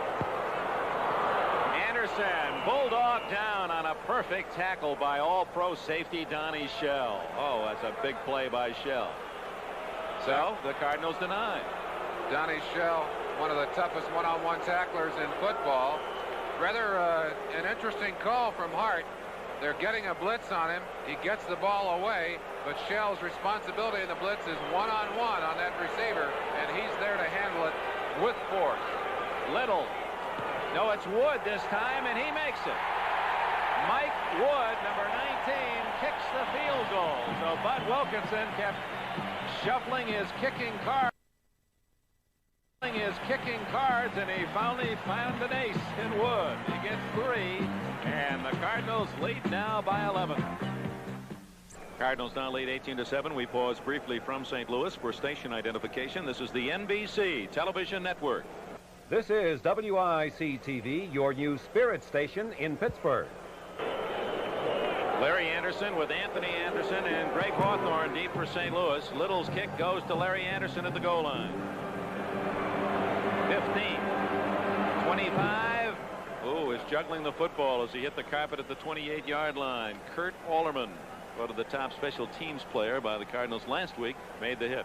Dallas back in front of that seesaw affair at Soldier Field, or down in Irving rather, as the Cowboys now lead the Bears 17-13. San Diego and Buffalo 2019 in the fourth quarter in San Diego. Chargers lead. They're going for a 3-0 start. Much better game than people had predicted. Yes, it is. San Diego very up emotionally for the win against Oakland last week. Bradshaw has a man open, Stallworth, and he did that nice little two-step on the sidelines to stay in bounds, although Bud Wilkinson argues a bit. I think you got to argue to let those officials know you're watching sometimes. Stallworth, an excellent receiver. We pointed it out again and again, and he will be one-on-one on Worley because they still want to give Carl Allen help on the other side of the line of scrimmage. So Worley has his job cut out for him today. Bradshaw, first down at his own 41. Gives to Thornton. Fumble! Oh. Who's got it? Pollard. At the 42. Steelers say they have recovered it. Pollard made a dive for the ball, but a arm swept it in, and it belonged, I believe, to John Kolb, 55 of the Pittsburgh Steelers. Or was it Larry Brown? Yep, Pittsburgh. That's the third time they've recovered their own fumbles, plus losing 2 today. Get an idea of the kind of hitting going on the line of scrimmage. Grossman gets a piece of Carney right there. Carney gets back in. Watch the ball. Thornton gets stripped right there. Looks like Arneson, really, that dropped the hand into it. The ball is loose. Larry Brown and Pollard both fighting for it, and Brown came out with the ball in hand. Brown has recovered 2 fumbles today for Pittsburgh. Second down and 9 at the Pittsburgh 41. Harris, short yardage to the 44-yard line. Tim Carney makes another tackle for St. Louis, 8-year veteran from northern Michigan. Well, we said he was their resident wild man. To get an idea of the kind of mobility he has. He's blitzing again. Coming hard to the inside, shoots the gap and has Franco before he can even get out of the backfield. Fine defensive play, and not much that Franco could do about it. Boy, he's got him pumped up out there. When he was at Cincinnati, they say they named a hamburger after him. I couldn't find out what the name was, but I could think of a few. You know, it was well ground. Third down. Might be intercepted. Allen had it, and it went right through his hands to Lynn Swan, who is out of bounds. How in the world did that one get through to Swan? He's amazing with his concentration. We're going to have to put this act on stage. Watch Lynn Swan. He really gets covered effectively by Allen, who's going for a position here, reading the quarterback's eyes. Allen has the ball. Now watch Swan. He goes right into his face mask, comes back, picks it up, and is still concerned about his feet. You see what he's doing with his feet? Almost got it. What a great athlete. Colquitt delivers a short kick. Harrell, 20. Gets some blocks, 25, 30. Might go all the way, 40, 50, 40. Anderson to beat. And Larry Anderson saves a touchdown. But what a return by the birthday boy. Happy birthday, Willard Harrell. He's 27 today.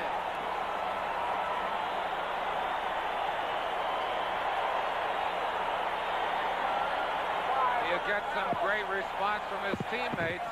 1 out of every 5 plays last year was a special teams play. You get an idea of the importance of the special teams right here, as Harrell puts them in great field position, puts Pittsburgh's back against the wall, and only a great play right there by Larry Anderson saved the 6 points. 66 yards on the return by Harrell. First down, St. Louis. They lead 18-7. Brown straight ahead near the 10-yard line. Center of the Pittsburgh defense stopping him. Harrell, whose strength is that kick return. And he gives the Cardinals a big play inside the Pittsburgh 15. And now Jim Hart looking for that next completion that would put him in the 2000 completion club. Of course, Fran Tarkenton, Sir Francis, the only man to complete more than 3,000. Special teams coach Jerry Thompson with the frustration of the kicking game. I think Harrell wanted something good in that film so that they didn't have to hear too much of complaining. Second down, 8. Blitz is on, and Hart gets it away. No grounding. He had 2 men there, Mel Gray and Theodis Brown, and Jack Lambert really pressuring Hart. Jim Hart, now 35, Southern Illinois, a free agent. You can get an idea of how quickly the Steeler linebackers can blitz. Hart didn't even have a chance to get all the way back, didn't even get a chance to set up. Had to unload it. Theodis Brown not yet even turning around as Hart had to get it out of there to save the sack. At least he didn't lose any yardage on the play anyway. That's an experienced quarterback. Hart having a good day. Now it's 3rd and 8.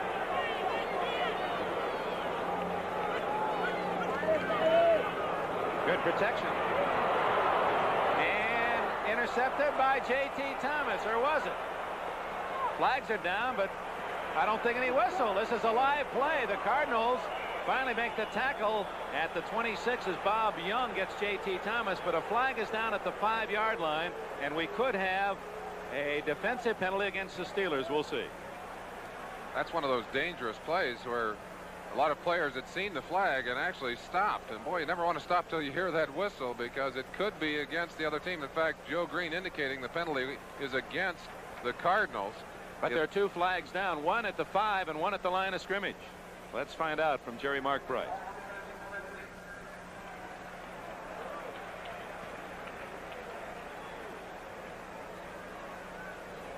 Holding against Pittsburgh and against the Cardinals on the line of scrimmage. No play. Everybody using their hands on that one. Jim Hart a little frustrated by that. Actually a little relieved, I'm sure, as that ball was thrown short, came up in the hands of J.T. Thomas. Yeah, Merlin, you played against Hart and the Cardinals so many years, and their reputation of protecting the quarterback. Defense 59, holding, offense 62, offset, Ham 3rd down. for Pittsburgh. Wortman, the left tackle of the Cardinals, holding and negating penalties. The ball will go back to the original line of scrimmage. Be played from there. 3rd down and 8 as Seattle now opens its lead against Oakland in the 3rd quarter. A Zorn to Largent pass of 21 yards. San Diego now leads 27-19. Clarence Williams a 2-yard run for the Chargers. 4th quarter. 3rd and 8 at the Pittsburgh 11.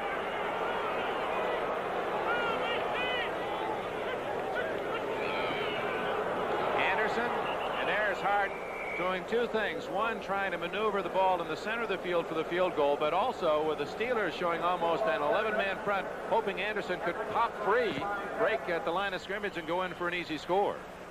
Mike Wood will come on to try the field goal. He made his first of the season after missing his first 5. The last possession by the Cardinals. This would give St. Louis a 21-7 lead. Up, and it is good. 27 yards for Wood, and now we're off those unusual point totals the Cardinals have suffered throughout the day with 2 missed extra points. With 7 minutes left in the 3rd quarter, St. Louis leads Pittsburgh 21-7. Anderson, the heralded rookie of the Cardinals, has been kept in check as the Steeler defenses want to do to so many great backs, Earl Campbell included last week when Campbell had only 36 yards and 18 carries. The Cardinals nevertheless lead 21-7. Little's kick to Larry Anderson, 5 yards deep, and he does not come out with it. Apparently the Steelers have a rule: if you're more than 2 yards deep in the end zone, don't try to take it out. Little certainly doing a much better job on his kickoffs. Came out of college with great renown as a powerful kicker. and really had horrible problems last year, but apparently has settled down. And of course, part of that problem, adjusting, came from the fact that you don't use the tee here in pro ball to kick your extra points and field goals. And of course, you get to use your own ball in college. That thing looked like a watermelon, I'm sure, after he got through kicking it around. Cowboys now lead by 4, as you saw. Franco Harris gets only a yard. Hauled down by Steve Niels. Piggybacked him down at the 21. Let's go through all the finals for you. Denver beat Atlanta in overtime 2017. The Jets 31, Lions 10. New England beat Cincinnati 2014. Philadelphia now 2-1 with a 26-14 win at New Orleans. Franco Harris slow getting up. Cleveland from behind to beat Baltimore 13-10 after the Colts took an early 10-0 lead. Minnesota was ahead 12-7 when Miami went on a scoring run and finally beat the Vikings 27-12. Tampa Bay 3-0 as they beat Green Bay 21-10, and Houston over Kansas City 20-6 as Franco Harris hobbles off. You never like to see an athlete go off like that with the weight completely off a leg. Certainly this has been a day of shock and fear on the Pittsburgh sideline, and also great dismay on the field. It's not been a good day for the Pittsburgh Steelers. Bradshaw carted off the field on a stretcher in the second quarter, but back at quarterback. Has a man open, Cunningham, but a flag is down. Cunningham surrounded, still on his feet, finally stopped at the 29. But a flag down thrown by the head linesman. Looking inside at the mass of bodies, the blitz was on against Bradshaw. You see the call here, offside, someone trying to jump the count. Bradshaw going on a late count, anticipating the blitz, I'm sure, because he's seen it so often in this game. He now has the option of accepting or rejecting the penalty. Quite sure he'll reject it, as the ball is very near to a first down. We understand Steve Corson, the guard playing for the injured Sam Davis. Corson, number 77, probably offside, out for the day. Number 82, defense. Pollard offside. Decline. Corson suffering a hamstring, so he's probably lost for the day. We understand Ron Johnson also injured for the Steelers, and now Franco Harris looking at that ankle.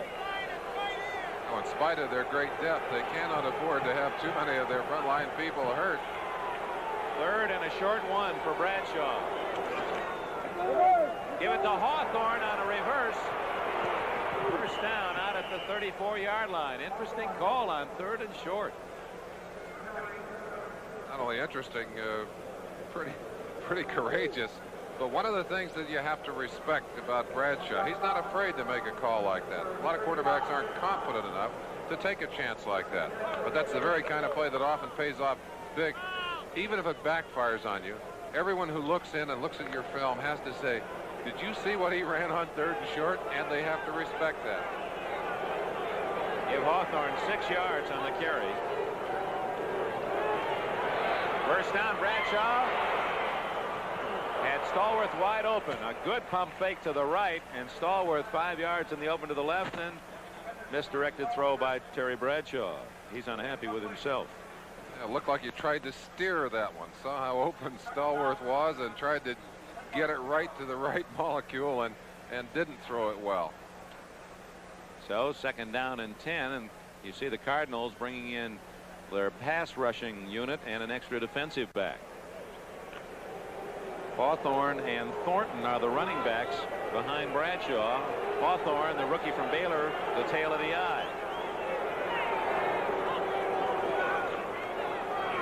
Hawthorne rumbles out to the 40-yard line where it'll be third down and 4. Right ankle of Franco Harris. They do not know at the moment how serious that injury is. Ron Jankowski made the tackle, 78 for St. Louis. See Pollard as he drives aggressively forward. Larry Brown getting an arm lock on him to try and open a little room. In fact, able to hold him long enough for Hawthorne to pop by behind him. Looked like the play designed originally to go inside, went outside, and there's Franco Harris. Looks like he's in pain on the sideline. Third and 4. Open is Hawthorne. First down, and Hawthorne drives to the 50-yard line. Took 3 men to bring him down. So Greg Hawthorne, the top draft pick of the Pittsburgh Steelers, 6'2.5" and 225, filling in for that man Franco Harris, and doing quite a job. And here's Harris, apparently going to be helped back to the Pittsburgh locker room. Well, they're giving that X-ray unit a workout in the locker room. It looks to me that Hawthorne may have a chance to play. Pretty hard to get into that Pittsburgh lineup without an injury, and this might give the young rookie an opportunity to show Chuck Noll and the rest of the coaching staff what he can do. Blyer is now in with Hawthorne, and it's Rocky Blyer with a give. Look at him fight out to the 40, near another first down for Pittsburgh as Blyer gets 10. This is Dick Enberg and Merlin Olsen at Busch Stadium in St. Louis. 4 minutes remaining in the third quarter. You've got to love the enthusiasm of Rocky Blyer. He has excellent vision too. Hole did not open up where it was expected. Blyer found it, made the extra yards, and I watch him. He's going to get up and help the tackler up off the ground. I love him. Measure for the first down appears to be just short.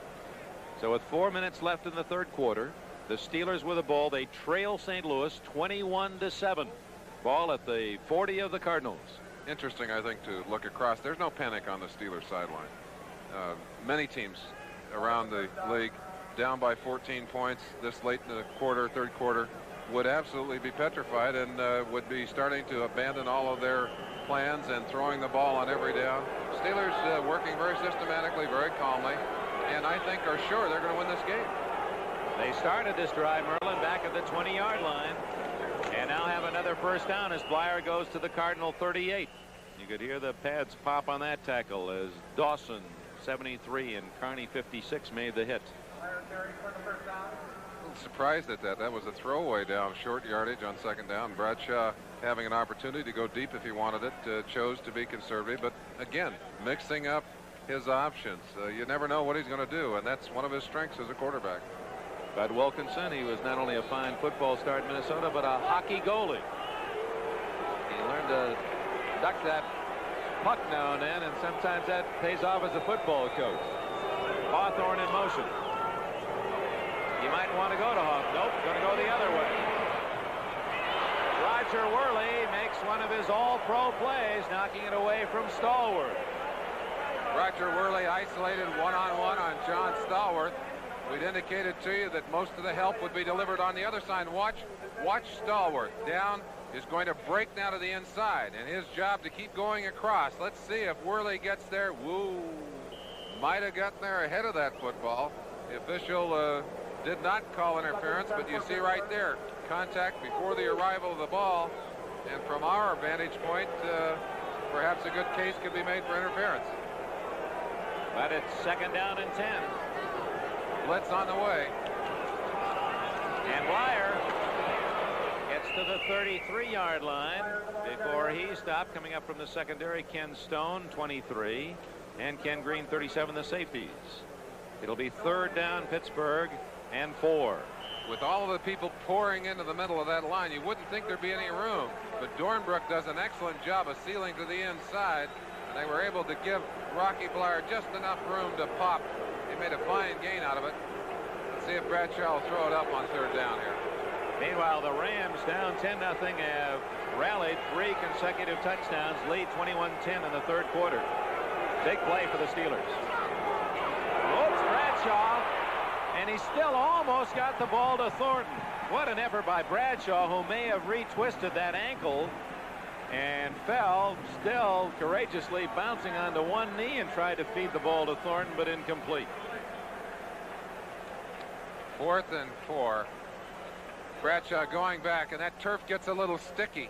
Obviously, he has that ankle taped quite heavily. Just hooked a toe, and that's something you do quite often on the artificial turf. And lost his balance, thought he did not have much time, and threw it almost from a knee. 4th and 4. The Steelers go for it.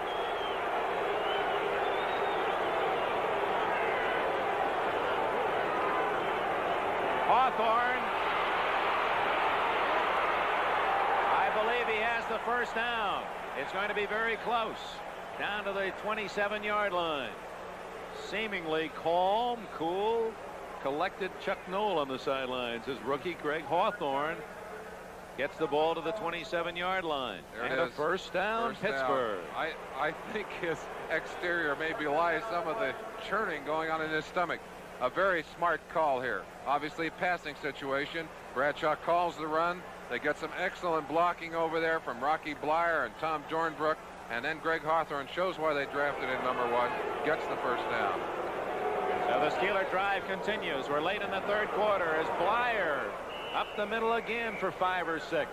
Blyer doing an excellent job in relief, and once again, as we've talked about it the last couple of weeks, the Pittsburgh Steeler depth displayed and how much talent they have all the way down to that 45th man. Blyer, of course, able to play both the halfback and fullback positions, now really playing in place of Franco Harris. Harris with ice on the ankle. They do not know how serious the injury is. Up the middle, Blyer, and he's close and does have another first down, I believe, to the 20. Make that down to about the 16-yard line before Bob Pollard, 82 of Weber State, and Niels of Minnesota can make the tackle.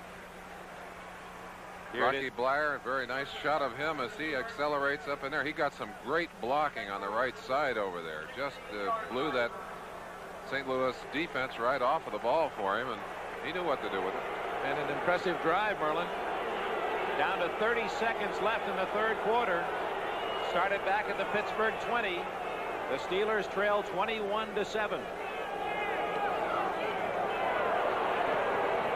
Pass was short as Stallworth, angling over the middle, was open, but a little too low. And Bradshaw again playing on that injured ankle, and that may be throwing off his throwing motion a touch. His timing is off. Another thing about this drive that is perhaps interesting is the fact that they have run the ball effectively down the field, and that's something they really desperately wanted to do today. And I'm sure they're pleased about that, but right now they'd be a lot more pleased if they could get a touchdown on the board. This is the 16th play of the drive. Look at that. The Bears go ahead at Dallas 20-17 in the fourth quarter. Bears are 2-0. Hawthorne stopped at the 14-yard line. It'll be second, like that third down and 8. Niels, Green, Arneson all in on the tackle for St. Louis. Clock running, 2 seconds, 1 second. That'll be the last play of the third quarter. 15 minutes to go. Classic day in St. Louis. The Arches leaving their pattern on the carpet of Busch Stadium as we go to the fourth quarter. Dick Enberg with Merlin Olsen. A 3rd and 8 for Pittsburgh at the Cardinal 14. Steelers are only 3 of 12 on third down. In trouble. And interference is called against 37, Ken Green of the St. Louis Cardinals. As Bradshaw hit as he delivered the ball by John Zook. Got the ball there, and Green a bit too eager in his coverage. We talked about the pressure that the Cardinals have been applying. You see Zook around the end and in and hits Bradshaw. The ball just kind of flies out of his hand, and you saw in the corner of your picture right there the interference on Lynn Swan. Tagged him there, and of course the ball flapped away and almost intercepted, but it's all for naught as the interference call is made. So first and goal for Pittsburgh at the St. Louis 4-yard line. They trail the Cardinals as they have throughout the day, 21-7. It was 6-0 St. Louis, missed the extra point, and 9-0 for Bud Wilkinson's Cardinals. Bradshaw to Stallworth made it 9-7 into the first quarter. Halftime it was 15-7 St. Louis, and 2 field goals in the second half have made it 21-7. Up the middle, Blyer, touchdown Pittsburgh. As Blyer on almost every carry got 5 yards or more on that long drive of some 20 plays. 20 plays for the Steelers to go 80 yards in the score. Watch the flanker coming in motion to the inside. Ducks inside and helps to trap, open a hole inside. It's Randy Grossman helping to block inside. I'll tell you, Pittsburgh can hit you with more kinds of plays and more different types of traps than anybody in football. And of course, Blyer took advantage of the hole, big hole, made it into the end zone. Important extra point, and Barr zeroes it right down the middle, and the Steelers are within a touchdown and an extra point. They've scored in the first 8 seconds of the fourth quarter, and we've got ourselves a ball game. Cardinals 21, Steelers 14. As Barr kicks it off. Short, very short. Willard Harrell.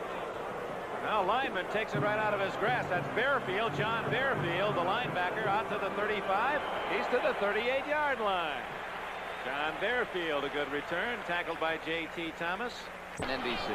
Should be great for everyone, and Laura falls in love on Little House in the Prairie tomorrow night. A lot of Little House viewers like to look in and see about that. Marvelous story, good script. Theodis Brown hemmed in on the sidelines, unable to advance, as John Banaszak, 76, who's played a big game for the Steelers at their defensive right end position, made the key play along with Lambert. You see Jack Lambert sliding, getting off the block quickly, accelerating. What a tremendous player he is. We haven't heard as many calls as usual on Lambert's number for the day, which would indicate some good blocking on the inside from St. Louis. Robin Cole, 56, also part of that last tackle.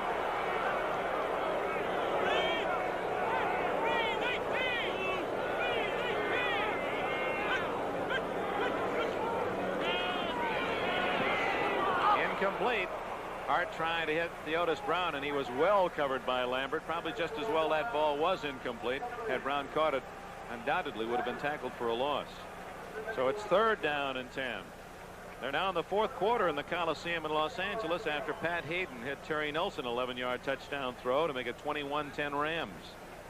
As we're talking about schedules, again, a reminder that you can stay tuned and watch Bob Hope on the road to China. George Finkel, our producer, made a trip to China, and we're going to have some Sports World specials, gymnastics, a couple of other things out of that trip. I'm looking forward to seeing those, too. Yes, indeed. A great experience. They came back with some great film and tape. Hart gets away, and then 84, Dave Steve can't make the reception, although he felt that he had some hands on him. Flexible and not mobile, but watch him here as he does. He gets away from Beasley with a nice little shuffle there, steps back in, gets it over the top of Joe Green, and that was just a lucky play on the part of Donnie Shell. Had his back to the ball and had his hand in exactly the right place. Did not know where it was. Now Steve Little to kick to the Steelers. Smith back at his own 26-yard line.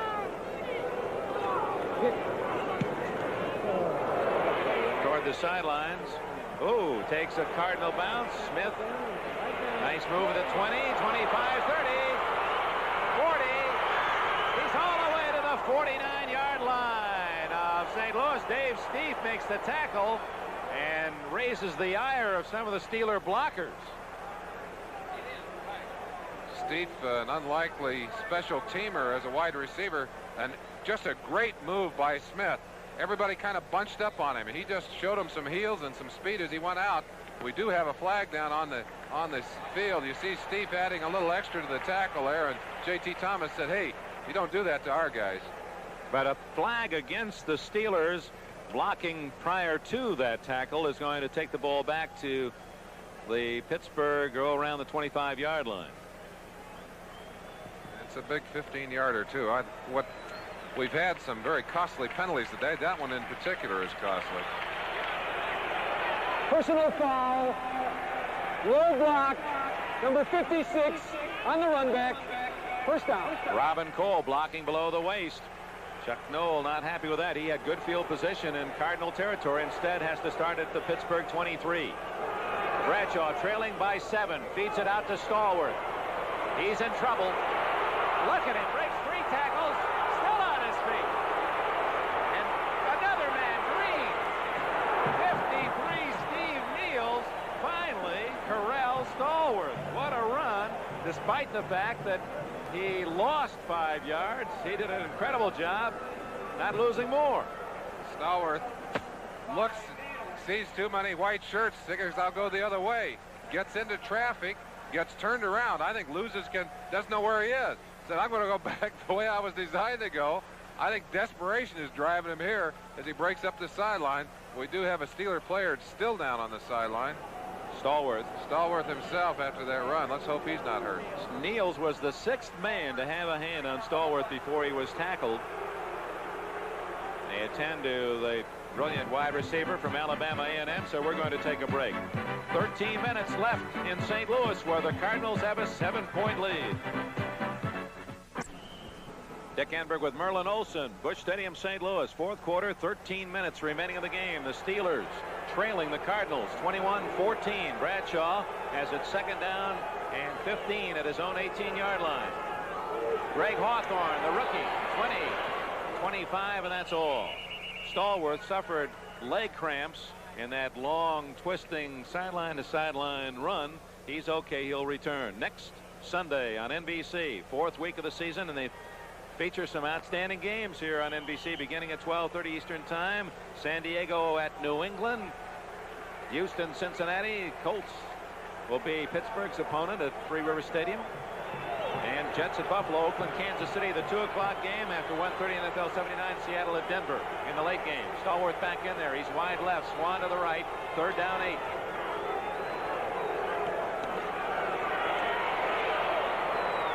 Looking for Grossman. Incomplete at the 40. Stone coming up from behind 23. And he was also covered by Roy Green, 25, the 5th defensive back for the Cardinals. And Pittsburgh will have to kick it away. Seattle, looking for its first win of the season, has a 10-point lead. They lead the Raiders 20-10. 4th quarter.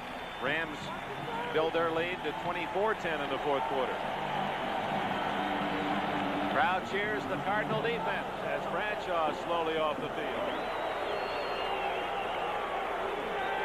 Colquitt averaging 42.5 on 4 kicks today. Beautiful high kick. Carroll, fair catch. St. Louis has it at the Cardinal 32-yard line. Timeout. 12:28 left in the game. Bradshaw will have more chances, but his Steelers trail by 7. And they average well over 200 tops in the NFL. Hart. Down he goes at the 23-yard line. 2nd sack for the Steelers. Beasley 65, 67 Dunn, along with Banaszak 76.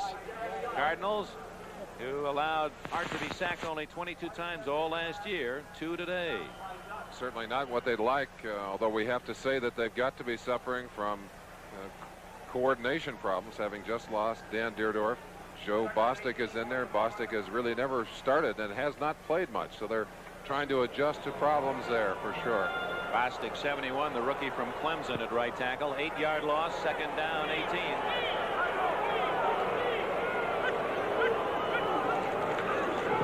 Draw play, Theotis ground, and Lambert able to reach out and grab him by the back of the jersey and drag him down at the 31-yard line. Almost the yardage they lost on 1st down. It's 3rd and 11. Final score: San Diego Chargers remain unbeaten as they beat Buffalo 27-19. Set the stage for that Buffalo-New England game, or that New England-San Diego game next week. Looks as if we might be up there. Beautiful New England. Have to check your scouts there at the embassy to see what reports they have for you. 3rd and 11 for Hart.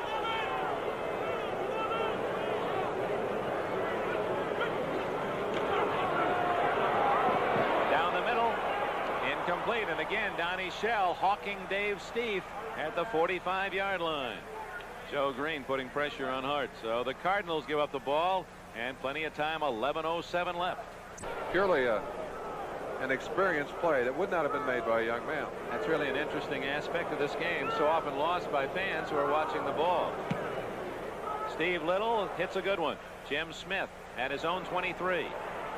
25. Outside again, 30, 35, 40, 50. Might go all the way. Oh, he ran into his own man and goes down at the 39-yard line when it appeared that he was going to get a touchdown because Little, the only man left, and Anderson had him well covered. He was going to block him. J.T. Thomas, the man who stopped Smith. There it is, a collision that may have cost the Steelers a tying touchdown. Nevertheless, they have it at the St. Louis 39, and we'll be right back. Now we're going to stay right here with the Steelers threatening to tie the game, and they've had a couple of excellent kick returns by Smith. One called back by penalty, but not that one. And of course, one of the touchdowns that the Cardinals put on the board, or some of the points were directly attributable to a great punt return on their part. So we have seen some tremendous special team play today.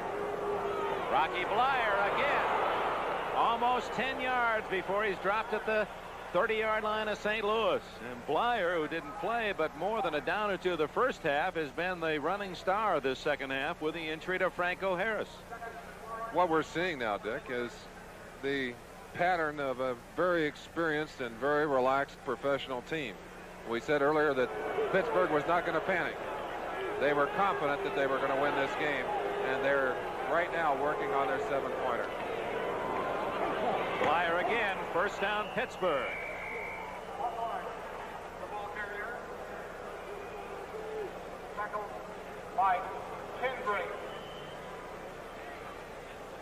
Greg Hawthorne, ball carrier.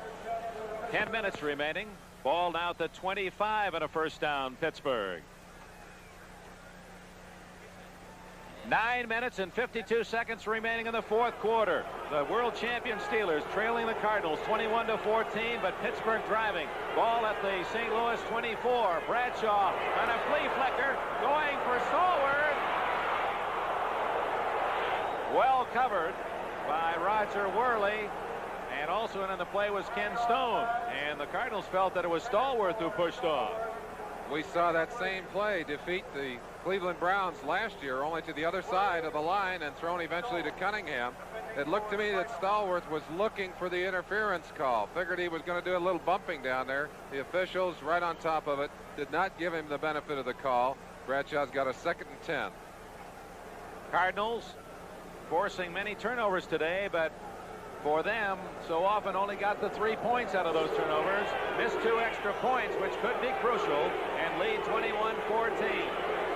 Bradshaw injured in the first half, played the entire second half. Blyer gets 3 down to about the 21-yard line, where it'll be 3rd and 7 for Pittsburgh. Mike Dawson with a tackle, number 73 for the Cardinals. Gets curious down here. Are we in 3 down or 4 down territory? Chuck Noll earlier going on 4th down, not concerned about getting 3 points. You've got to wonder here if he gets part of this or gets down to a 4th down. Would he go for it or would he kick the field goal? Bradshaw trying to make that decision an easy one. Steelers have made good only 3 times out of 14 third down conversions. Blyer to the 10, to the 5. Rocky Blyer does it again. 1st and goal, Pittsburgh. Well, you've got some people that you learn to lean on in the crunching situations and the clutch situations. Bradshaw knows where his people are, and there's one of them right there, Rocky Blyer. Blyer just gives a little move right there, gets away from Carney, and then he buys the extra yards just with sheer determination. Down inside the 5, the power squadron comes in, and Pittsburgh has got its sights set on the goal line. Interesting replay, gentlemen. George Finkel, our producer, Ted Nathanson, our director. Blyer, number 20, caught that ball, and number 20, the yard line was right there at his feet. A perfect match. 1st and goal at the 5. Bradshaw for Cunningham. Touchdown!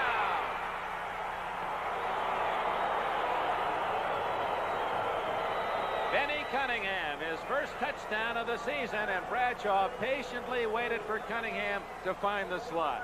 Here's your chance to be a part of that pass pattern as Bradshaw throws a rather unexpected call.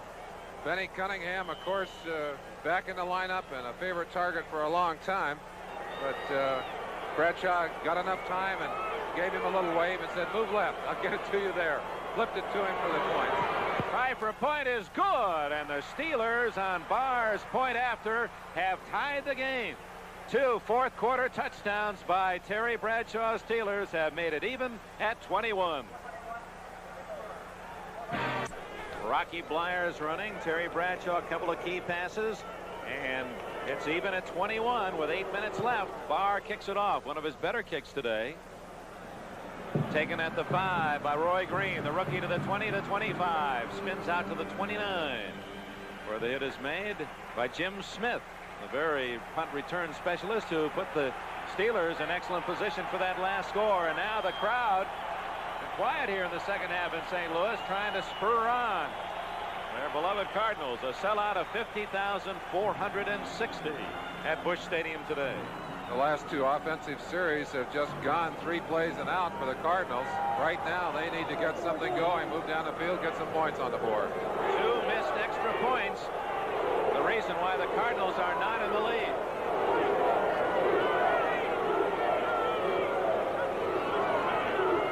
Harden gives it to Anderson. Anderson is stopped cold again. He got to the 31, a gain of 2. And Otis Anderson, who came into this game with 302 yards rushing in his first 2 pro games, has been held well in check, as you can see. Just over 2 yards per carry for Anderson. Dick, you mentioned the 2 extra points. Kicking has really been a problem for the Cardinals in this young season. In the first game against Dallas, a field goal by Septien hit the upright and bounced in, and a late try of 60 yards by Wood came just short of giving them a victory in that opening game. That was a Dallas 22-21 win. Hart, good play action fake. Hits the Otis Brown. Boy, did he turn upfield and has a first down at the 43.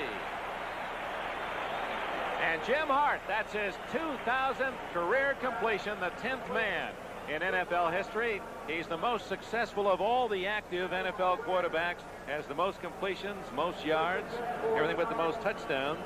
2,000 for Hart. That's like joining that 3,000 hit club, and it was on this very carpet just a week ago Sunday. Lou Brock honored for his 3,000 hits. Well, what's that song? Nobody does it better. Hart's been doing it that way for a long while. And he hit it perfectly, a short one, but for the first down. Let's see what he does here. Gives it right back to Brown. And he's near midfield before he's hooked down by the Steeler defense. Near the 50-yard line, where it'll be second down and a long 3. On that last play, hard for a quarterback to keep an eye on all his receivers, but Tilley popped into the open, and had Hart been able to see him before he unloaded it, he might have had a touchdown instead of that first down. The Otis Brown, number 33, who had carried 4 times for just 6 yards. As you see Dallas regaining the lead. It's been the big rusher for the Cardinals today, 69 yards to lead St. Louis. Give it to Anderson. A yard at best, as the Steelers would not allow him to make the move successfully. They had him shut off inside and outside. Well, that Banaszak has played a game. 6'3" and 244. 28 years old, replacing Dwight White on that right defensive side. Banaszak's been a Tiger, but he also had the advantage of great pursuit from the inside. Robin Cole to keep the outside closed, and of course the great pursuit keeps the cutback down so that Anderson could not drive back inside for the yardage. Gary Dunn goes out. Dennis Winston, a 4th linebacker, is in on 4th. Pick the 3rd and 3. Blitz is on. And down goes Hart at the 42-yard line. The Steelers sending almost everyone. 3rd sack for the Steelers. Hart had been dumped only twice in the first 2 games. First man to him, 23, Mike Wagner, the safety, as they blitzed not only linebackers but the safety as well. Wagner made him duck, and then they came in and collected him with a bunch of other Steelers. That's tremendous pressure, and applied so quickly that Hart had no chance to get that ball off. Well, no question, the momentum has turned in favor of the Super Bowl champs. They have 2 touchdowns in this 4th quarter. The defense living up to its moniker, the Steel Curtain. And now they're going to get the ball back with 5 minutes left in the game. Little has kicked well. Smith has returned well, and that's going to be delay of game for the 2nd time that's happened to St. Louis in punt formation. It appeared that they did that deliberately. I don't know why they're doing that. Maybe they feel that they want to get a full kick from Little, but questionable in my mind as to what advantage you gain at that point on the field. Certainly Little's a strong-legged kicker, but I don't know if he can kick it all the way into the end zone from there. Al Smith doesn't think so. He's on the 28-yard line. Tie game, 5 minutes left. Just a fair kick. Smith fumbles, and who's got it? Did the Cardinals beat Smith to the ball? No. Jim Smith able to get it back. What's that, the 4th Pittsburgh fumble? They recovered themselves? Somebody's got to wonder. I'm sure Chuck Noll is going to want to examine those footballs and see if somebody's putting Vaseline or some slick substance on them. They have really had their trouble with that football today. That's their 6th fumble, and they've recovered 4 of them. Nevertheless, the Steelers have given up the ball 4 times on turnovers. St. Louis only 1. But where it counts now, 5 minutes left. Steelers have the ball, and they're tied in St. Louis. Pretty good lick and held on to that football. That ball did not have the customary zip of a Bradshaw pass, but Stallworth just stayed right with it, and as you said, absorbed the shot in the back and would not cough it up. But the ball is right on target, right between 2 defenders. Boy, you can't thread the needle any finer than that. Stallworth, who's been banged around pretty good today, has got them just almost to the 50-yard line. That's the 5th catch for Stallworth to lead the Steelers. Blyer, that's about the shortest run he's had today. Only a couple of yards to the 49 of St. Louis, where it'll be 2nd down and 8 Pittsburgh. 4:10 remaining in the game. Cardinals led 6-0, then 9-0 before the Steelers scored and kicked their extra point to make it 9-7. 15-7 with a touchdown by St. Louis in the second quarter, but they missed another extra point. 2 field goals in the third quarter made it 21-7 St. Louis, but Bradshaw's led his team to 2 touchdowns and a tie here in the fourth quarter. Blyer again to the 45-yard line. You can see what a heady runner Blyer is. He just stayed behind those big blockers and just hoped something might open. He really was ready with his feet to move right, left, or go straight ahead. Well, it certainly isn't a foot race out there. Blyer is not nearly as quick as many of the linemen on this field, but he knows how to run, he knows how to block, he knows when to use his speed, how to use his blockers, and has certainly been, maybe with the exception of Theodis Brown, the most effective back on the field today. 3rd down and 4. Big play. And Bradshaw's going to throw for it. Wide open is Blyer. 30, 25. All the way to the 18-yard line goes Rocky Blyer. He has been the Steeler hero in this second half. 27 yards and a 1st down, and the Steelers are deep in St. Louis territory. Maybe he heard that we didn't put his name up as one of the game breakers before the show. He's out to make us look bad. And he certainly makes the Steelers look good here as he accepts that pass and gets a bunch of extra yardage in the process. Puts them in great position inside field goal range. They'd prefer the 7 points if they can get it. Time running out toward that 2-minute warning. 1st down at the 17. Play action fake. Throwing for Swan. Out of bounds, out of the end zone, and that stops the clock with 2:16 left. And Bradshaw just did get that ball off. You saw Mark Arneson pat Terry in the back as he helped him up. Arneson coming in on the blind side. So the Steelers showing their championship fiber. Outplayed much of this game, but in the fourth quarter it's almost like a totally different contest. And showing their great confidence. There's a man who wants desperately to get it in the air and for 3 points if he has to. The Wonderful World of Disney, Absent-Minded Professor will be seen immediately following the conclusion of our football coverage over most of these NBC stations on the West Coast and most Mountain Time Zone stations. Wonderful World of Disney will be seen at its regular time, so stay tuned. 2nd and 10 play. Hawthorne. He takes quite a hit from 56. Carney may have fumbled, but we'll see if it's after the whistle. Yeah. Whistle had blown it dead. Ball is bouncing loose again. Dick, let's go back a little bit. I think we talked about the fact that it looked like there was no panic on the other side of the line. 14 points down. Chuck Noll still keeping his people in there, running the same things. What we were seeing really was a manifestation of the confidence of a champion and the fragile ego of a team that wants desperately to be a champion. So the Steelers and Cardinals 2 minutes away from regulation's final gun. We'll be right back. Number 12, Steve Little. His 2 missed extra points part of the story as we're tied at 21. Number 9, Matt Barr, anticipating possibly a field goal that would give the Steelers the lead. 2 minutes remaining here at Busch Stadium in St. Louis. The Steelers have it 3rd down, 5 at the Cardinal 12.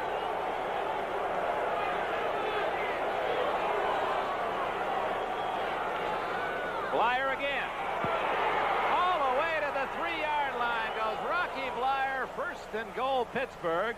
And Blyer has been outstanding. He's at about 70 yards rushing, all in the second half. Little conference on the sideline and a very unexpected play. A quick trap right up the middle. You see the defensive tackle being trapped and out of the play, and Blyer exploded up through there.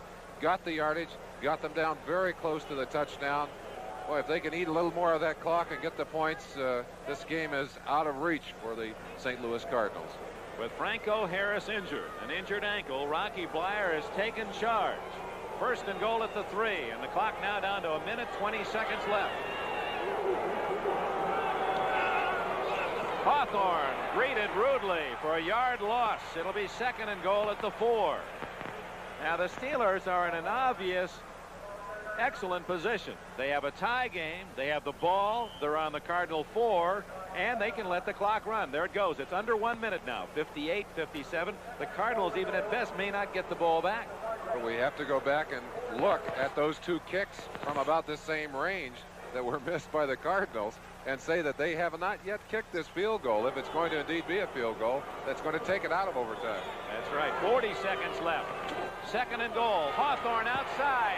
Hauled down at the 5 as 45 Perry Smith came up from the corner, and then Eric Williams 55 finished off the play. 28 seconds, 27 seconds left. And now it'll be the Steelers who will call time with 25 seconds remaining. 3rd and goal at the 5. The game in the balance here in St. Louis. Steelers 21, Cardinals 21. We'll be right back.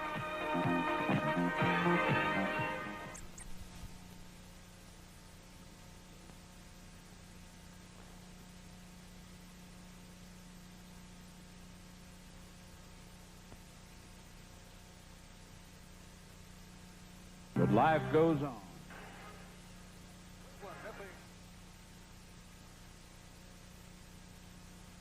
Miami knocking off Minnesota. Green Bay. Big NFC Central game. And there's Houston over Kansas City. Field goal there. Now, Jets win it. First of the year.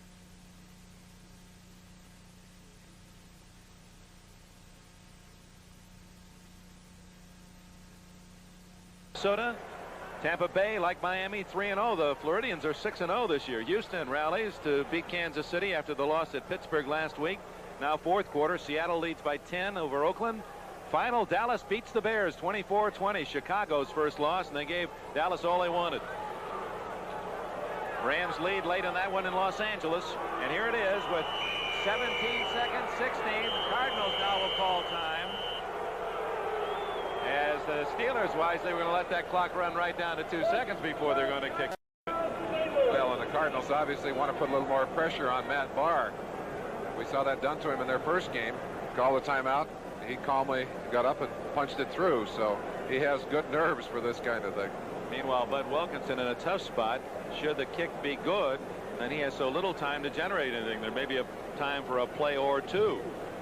I want to thank Tom Redmond, Murray Kleinfeld, our player identification today, Joe Costanza, statistics. 16 seconds left, a 21 tie. And the Steelers have come from behind 21-7 with 2 fourth-quarter touchdowns. And now it's up to the toe, or the instep, if you will, of Matt Barr. Got to feel that there are seconds down there that have got to be a minute long. The waiting is sometimes the most painful part of the game. Now they're up to the line, and I'm sure great relief for Matt Barr. He said, now let's get it done. 20-yard field goal to possibly win it. It's good.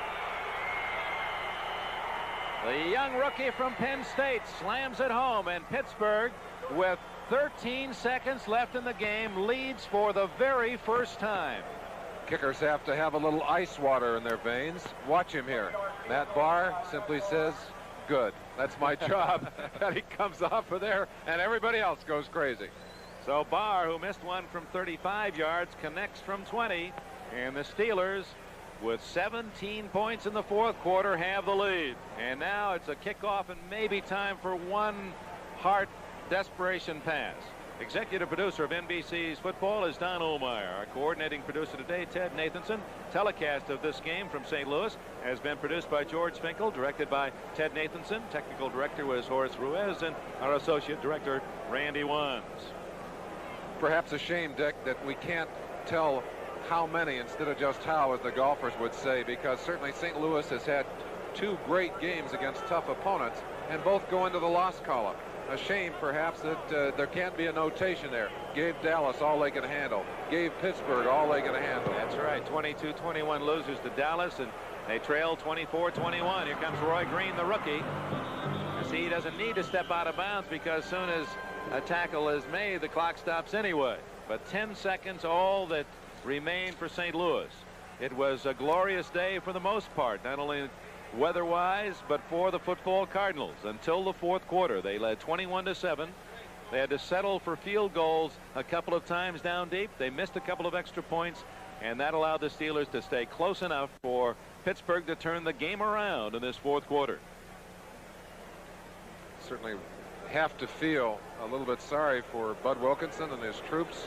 Look across the sideline. There's got to be concern for the injuries today on the Pittsburgh sideline. Corson, Franco Harris, Bradshaw able to come back.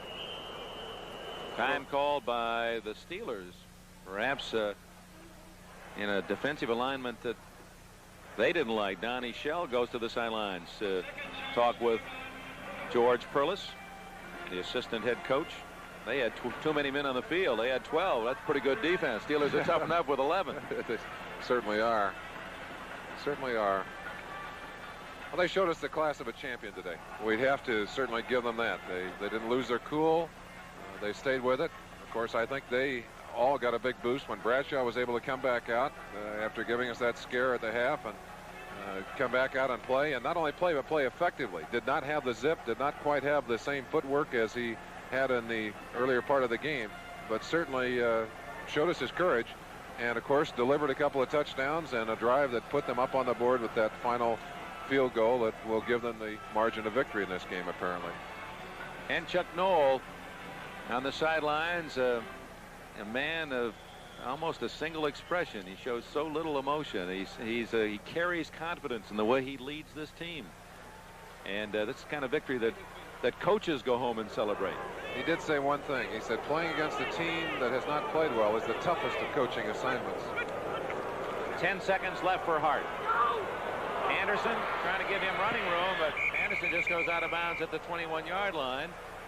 Cardinals have a couple of timeouts left, so that's perhaps a rookie mistake. There, you might as well take your chances, do the best you can. Although Anderson may have felt, well, at least he goes out of bounds, gives Hart a chance for one desperation pass, and that's about where the Cardinal hopes lie, in desperation. Well, there's certainly a tremendous amount of territory, just under 80 yards from the 20 to the Pittsburgh end zone, and about 11 black-shirted Steelers who are going to give them all the yards they want this side of that goal line. On the board. Now for the impossible. Hart down to Gray. Incomplete, and that's the ball game as Gray unable to latch onto the football. The Pittsburgh Steelers come from behind, trailing 21-7, playing in the second half with an injured quarterback, Terry Bradshaw. They rally for 2 touchdowns and a winning field goal and beat the Cardinals 24-21. The Steelers remain unbeaten. That ties their all-time record. Promotional fee has been paid to NBC by United Airlines. United's building the largest airline in the world around you. Fly the friendly skies. Bud Wilkinson, Chuck Noll with a handshake. Their team's a fine display, and there's the admiration, the head coach to Terry Bradshaw. 11 straight wins now for the Steelers. That matches their all-time record.